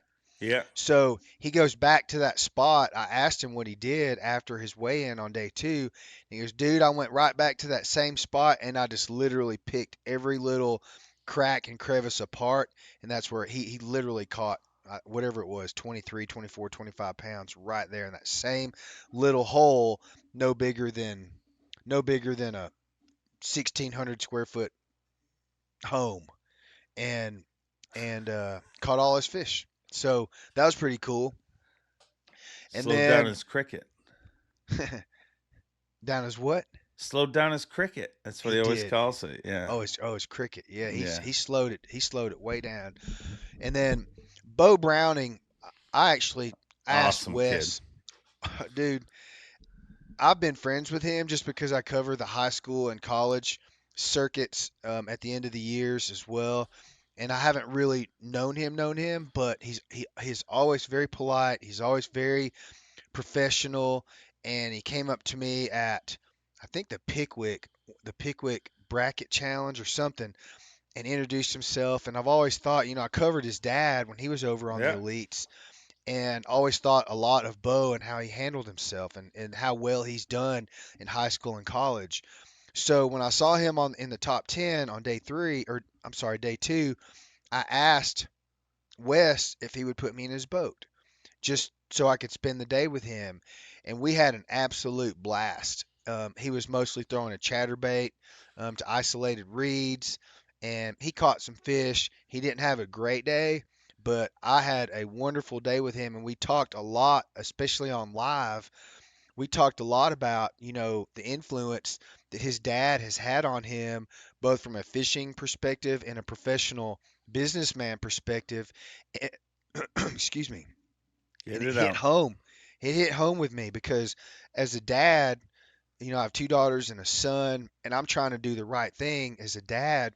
And when I see inspired young men like that, or young ladies, I always want to know, what did your parents do to make you be this good at what you are? Not just from a fish. Yeah. Bend over. Oh wow. He wear leather belt. But it was it was interesting. It was interesting to hear his perspective about his dad and how much he does appreciate what Steven and his mom have done for him and all the support he's gotten from them. And I really hope that Steven qualifies through the opens because he's fishing the Yeah. EQs now and he wants to come back. And I just think it would be an amazing situation for he and his son to be fishing at the elite level at the same time. I think that would be really cool. It'd be very cool. Very cool. A lot of guys trying to do that. I mean, Laker Howell trying to fish with Yep, Brandy yep, Howell. yep.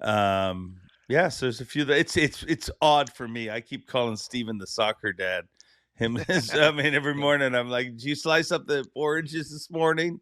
You know how you bring those to soccer when your kid's playing. But it is weird to see. It was super cool to see Bo in a big bag during that Okeechobee event, and like on stage, dude, he's literally vibrating. And I looked down in the front row, and there's Stephen Browning taking a video of him. It's just really cool. It's very He cool. caught like 25, 13, or it was like basically 26 pounds. I mean, he jacked him. And that had to feel, as a dad, if you're Steven and your son's coming in and he's walking up on the stage knowing he's got a giant bag, that has to be an amazing feeling as a dad. So kudos to you guys, the Browning family. You guys are freaking awesome. Love y'all. Good people. Good people. Mm-hmm. Good people. So Bo Browning for a couple of days, and then you spent, or for a day, and then you spent what, the last 2 days with John Garrett? I did, and it's always fun to hang with John because he's my Tennessee homeboy. We grew up like 45 minutes from each other. He's from Union City, Yeah. and I grew up in Camden, Tennessee, on Kentucky Lake. So we always have, and he's a big duck hunter. I love to duck hunt, so we always have a blast.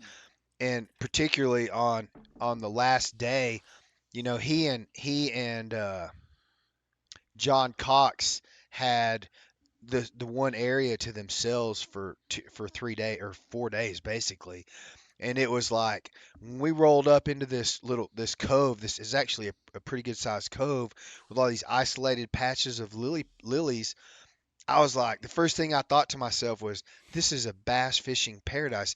I wish I had one pond, just a little small private lake that looked just like this in Colorado for my son to fish, because this is what you think about when you're fishing in Florida. At Yeah. least that's what I think about when you're fishing Florida, flipping pads.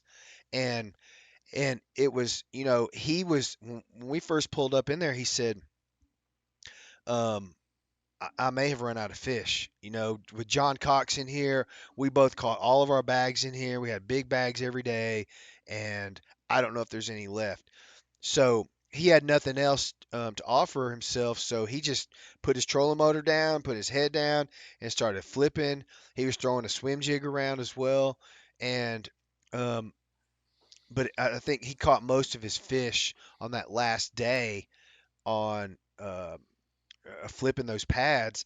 And I think, you know, he pretty much emptied the whole place, but he found one spot over on I guess it would be the northwest side of that little area that he had. And he went to it, and he hadn't fished it the entire tournament, and literally started getting bites. And that's where he caught pretty much all of his big fish on day 4. It was fun. I love John Garrett. Oh, He's a really good great. fisherman. He's a great guy. He's a great guy. Progressive Bassmaster Angler of the Year leader. Me and him were talking at Okeechobee because we have to do a show together. We've talked about it forever because his grandmother wrote like the nicest viewer feedback email on. She watches this show all the time. His grandfather comes to the events. Like, he showed up at Okeechobee. He went to every event with him in the opens. They're just like the great people. So John will be on this show in the next couple of weeks. We're already setting it up for many reasons, because I mean, I don't like to piss off grandparents, and if grandparents like the show, we're gonna get your kid on. How cool there. is that? How cool is that? I mean, very. So we're gonna do that, and then to make matters even better, I'm like, we're already cooking up doing a show together. And he sees a UFO, and I'm like, oh my gosh, we need to do this for sure. So we're going to get into that with him and all sorts of things. But he is Then I'll save that and let him tell you the story about the UFO. He told it to me twice on live. And generally it was at my prodding. That was when we were on live. He started talking about fishing. I'm like, shut up. Just tell me about the damn UFO. I mean, Um, the way he described it, it's like, how do you not? He's not lying. What he saw was real. It's like, how do you not believe him? At least with what he saw, he doesn't know what it was, but it was pretty weird when he tells a story. yeah, I don't think John Garrett knows how to lie other than about fishing lures. Like, he'll lie to you Oh, there. dude. Oh yeah. Oh, what was it? That's what it was at Palatka. I talked to him after he caught that 31 pounds. He came off the stage, and I was just standing there at the bottom of the stairwell, and he goes, I just gave him a hug and a high five, and he goes, dude, I caught him on a 5.5-inch hair jig. And I went, no way. And he goes, yeah, can you believe that? And then Craig Lamb comes up to me and he goes, no, he didn't. He caught those cranking. He lied to you for no He freaking reason. lied to me in my face. I'm like, I didn't even ask him what he was catching them on. He lied loves to me. he loves to lie about lures. Loves to. I forgot to pick that bone with him I, at Okeechobee. Dang it. I love how he loves, like, he doesn't hold back. Like, he'll be like, oh yeah, we all lie about our lures. So That's the truth. yes, that is the truth. That is the truth. So our eventual champion at Okeechobee, obviously Brandon Palaniuk, weighed in the biggest 5 fish ever weighed in Lake Okeechobee in an Elite Series event. And then I was speaking with his family the day before, and they're like, hopefully tomorrow's easy. And I'm like, it won't be. It never is. Never is. Something's going to happen. It won't be. And sure enough, it wasn't. Turns out he didn't even need to fish the last day. So for the second year in a row, I mean, my entire career, somebody always loaded the hot seat. For the second year in a row, we have somebody win a 4-day tournament in 3 days. Palaniuk is your champion. And 2 great champions from the state of Florida. What else can you say about Brandon Palaniuk, and now his daughters and Tiffany and his mom is coming to events? And Brandon Palaniuk, I've said it before, and everyone says it probably to nauseum, but the guy is just the prodigy. Is the best nickname that he could possibly have. And he's an amazing, he's a better human being than he is a fisherman. And everyone knows how great he is at bass fishing. And I did want to share this, if you don't mind. I used to ride with Brandon a lot, and I thought, maybe I would be in his boat day 2 at Okeechobee, but he had a different assignment. David Pennington ended up covering him, and he did a wonderful job. And Tiffany asked me, he goes, how come you don't ride with Brandon anymore? And I said, honestly, the truth of the matter is everybody loves Brandon so much that he's probably the most sought after angler in the camera trailer, that everybody wants to be in the boat with him. So I just stay out of the way. I love Brandon. I love riding with him. And for so many reasons, the last time I rode with him was at the last Ray Roberts Classic. And I'm going to tell 2 stories real quick, and then I got to go because I got to get my kids to school. Right. But we were trailering back to the arena at Ray Roberts, and it was hot. There was no wind. It was June. It was the year COVID, and it was freaking miserably hot on the lake. And I don't think he had a great day, but we're all, me, Kyle, Tiffany, and Brandon were in the truck pulling his boat back to the arena, and I've got a live camera on him, and we're in a traffic jam, literally at a bumper to bumper standstill. And there's a white van on the shoulder of the passing lane side that's hauling ass down the shoulder. Brandon looks at his rearview mirror and he goes, who is this jerk? And he kind of pulls his truck out to stop him. And Brandon, that's the first time I've ever seen Brandon act like that. And the guy stops right at Brandon's truck, and he rolls his window down, and he goes, and Brandon rolled his window down. He goes, oh my God, you're Brandon Palaniuk. You're my freaking hero. I drove all the way down this shoulder just to come see your truck and say hi to you, man. And so Brandon felt bad. But my other story, my last story about him, at hits me pretty hard because I covered him at Champlain when he won during the COVID year and his first year back. And I had gotten a FaceTime call from my wife, my now ex-wife, between the St. Lawrence River and the Champlain event, FaceTiming me, telling me that we were going to get divorced. We were going to file for a divorce when I got back from Champlain. I was hurt. Like, obviously, that's not what you want to hear when you're on the road or ever in your life. And so I had this emotional barrier that I had to deal with during the two days off between the events, and then for 4 days at Champlain, I was totally distraught. I didn't tell anyone. I boxed it up, compartmentalized it inside because I had a job to do.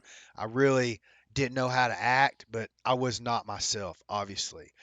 And so Palaniuk goes out and he's just jacking smallmouth bottle rockets, big ones. And I filmed him for 3 days at that event, and on the last day, we all know what happened. He caught 24 pounds, and it was just insane bass fishing. And then we come back across the river, and it was like Lake Ontario out there. We just got beat to death. He wins the tournament. And on my way to the airport, I texted Brandon, and hopefully I'm not going to get too emotional about this because it's been a while now. But I texted Brandon, and I said, "Man, I just want you to know that I don't know that I could have or would have wanted to be in anyone else's boat for this event, and somehow God blessed me to be in yours. You won the tournament. The way you were fishing and the drama in terms of the wind and the water and the big rocky cliffs at Champlain where he was fishing, and basically the very beginning of finding marks and throwing at marks to catch smallmouth really kind of um, became glamorized at that event because of that 45-minute window of bass that he caught, that basically won him the tournament. And it took my mind and my heart and my soul away from what was going on in the drama in my life and helped me focus on filming to what I think, if I could say this about myself, was the best filming job I've ever done at any event in 14 years I've ever filmed for Bassmasters on the Elite Tour. And it like I was just dialed in to my camera and what he was doing. I was getting tight shots of his hands, his feet, the water splashing on the front of the boat, his hummingbird, everything. I was just tuned in, and it was because I wanted to do so well for Brandon because of the person that he is. Here's where it gets tough for me. So I'm driving to the airport in Syracuse, and I texted him. I told him what happened. I said, "Man, you don't know this, but I really needed you." Um, I really needed you from a personal standpoint, and told him what had happened in my personal life. So he wrote me this really cool text back. He said, "Well, I know you think that about yourself and you needed me, but I needed you too because I just come back to Bass. I won, this is my first win after coming back, and it was pretty emotional for me. Happy to be back, and I couldn't have asked for a better cameraman to be in my boat to experience that." And then when he got home, he sent me a package, and it was one of his BMP signature T-shirts of the bottle rocket smallmouth. And he wrote me this note, and I have it pinned up on a corkboard over in my editing station. It's been there ever since I got back from that event. Whew, sorry. Sorry. And it says, "Jake, control the controllables. Live in the moment. Think deep. Smile often. And catch bottle rockets. BP." And then down at the bottom in a PS it says, "And sip some whiskey." And these are standards that Brandon Palaniuk lives by. And even knowing every single tournament that he does, whether he does well or he doesn't do well, these are the standards that he lives by. And we talk about this every time I do get in this boat. We talk about these standards, particularly the controllables and live in the moment and think deep. And I just wanted to share that with everyone because we all know how great he is as an angler. And we all know how great he is as a person because he's always there at the end of every event to congratulate the winner. And he does that. It's not fake. There's nothing fake about him. It's all very real. And I just wanted to mention that and tell that little story because I've never talked about it before, and now everyone knows. So, BP, thanks, bro. That got deep. No, he's a Sorry. great dude. He is a great dude. A great champion and two great champions from the state of Florida. What a way to start off the 2025 Bassmaster Elite Series. Like, honestly, Woo. when you think about it, get yourself together. Listen, I am. blow your nose. I'm done. Do what you need to do. I'm done, I mean, yeah. you hopped up on Benadryl. Estrogen levels are all out of whack. Oh, thanks for that. That'll get me out of it, you jerk. That's what friends are for. I know. No. Great champions. A great Great Florida way to swing. start. Great way to start the season, man. Yeah. And before you know it, it's freaking Bassmaster Classic in 2 weeks' time. At Ray Roberts. Yes, sir. Yeah. So it'll be fun. It won't be as hot this year. No. It'll be totally different fishing No, because it's not going to be in June. Yeah. It'll be better fishing for sure. Unfortunately, BP won't be fishing that classic. It's going to be weird. I know. Without him in the classic, but Him and Jason. yeah, there's a few that you're It used just goes to to show having there. it's not. It ain't it freaking ain't easy. easy. No, No. not one This bit. is not easy, man. Especially, I mean, it never has been, but man, it is as competitive as it has ever been with all the new kids on the block coming up and older guys fighting for their positions and everyone in between, man. I'm really happy to be a part of Bassmaster, and I'm looking forward to the classic. This is going to be cool. And I'm really looking forward to next year in Knoxville. Yeah, no, it's gonna be awesome. But it isn't easy. You know what else isn't easy? Freaking podcasting. I mean, it's easy to take a week off. It's easy to say I'm busy. I'm going shark swimming, but you got to put a podcast out. And sometimes you got to get up at freaking 5 a.m. to do it. And I appreciate you doing that, brother. Thank you for having me, and thank you for allowing me to be a little bit a part of this. You have a great show, and you're an amazing person yourself, Dave. Shut up. Thank you. Shut your mouth. Shut up. Let's talk about your shark. I got to go cook breakfast for my kids. What are you making today? Like some friggin' super lean, never even touched an animal meat of some sort, like never even fat in it. What do they eat? No, What do they no, eat? I do cook. Chewy beans. Edamame. Edamame and sukiyaki. That's what they have for breakfast before No. they go run a marathon. Gosh. No, You kids are we're so accomplished. I do cook healthy food for my kids, and I'm sure it'll be eggs and something else. I make them protein shakes a lot too. All right. Yeah. Jake's Take, back in your life, and I'm a happy camper. Thank you, Dave. Thank you. Bye. Well, that's it. That's all. We laughed. We cried. We had a mega show, and I thank all three guests for coming on here and opening up, being as honest as they are. I thank you guys for tuning in. Make sure to like, comment, subscribe. Do all those things to help stroke the algorithm. I sure do appreciate all of you. It was great seeing everybody in Florida. I look forward to seeing a bunch of you at the Bassmaster Classic. And as if this last 3 hours wasn't enough of me, guess what? You can get more of this kind of entertainment with Officially Unofficial, a brand new podcast that I'm hoping that you watch, but also hosting on Bassmaster.com. It came out this past Monday, the second episode, where we look at who are the most superstitious pros on tour. I am joined by Kyle Patrick, Matt Robertson, Davey Height, and Bill Dance in that show, and they tell some, well, insane but awesome stories. So make sure to check that out on Bassmaster.com. Later on in the week, you'll be able to see it on streaming platforms, whether it be Spotify, Apple. All you have to do is subscribe to the Bassmaster channel, Bassmaster Podcast channel. Sorry, my mouth is tired. I've talked a lot.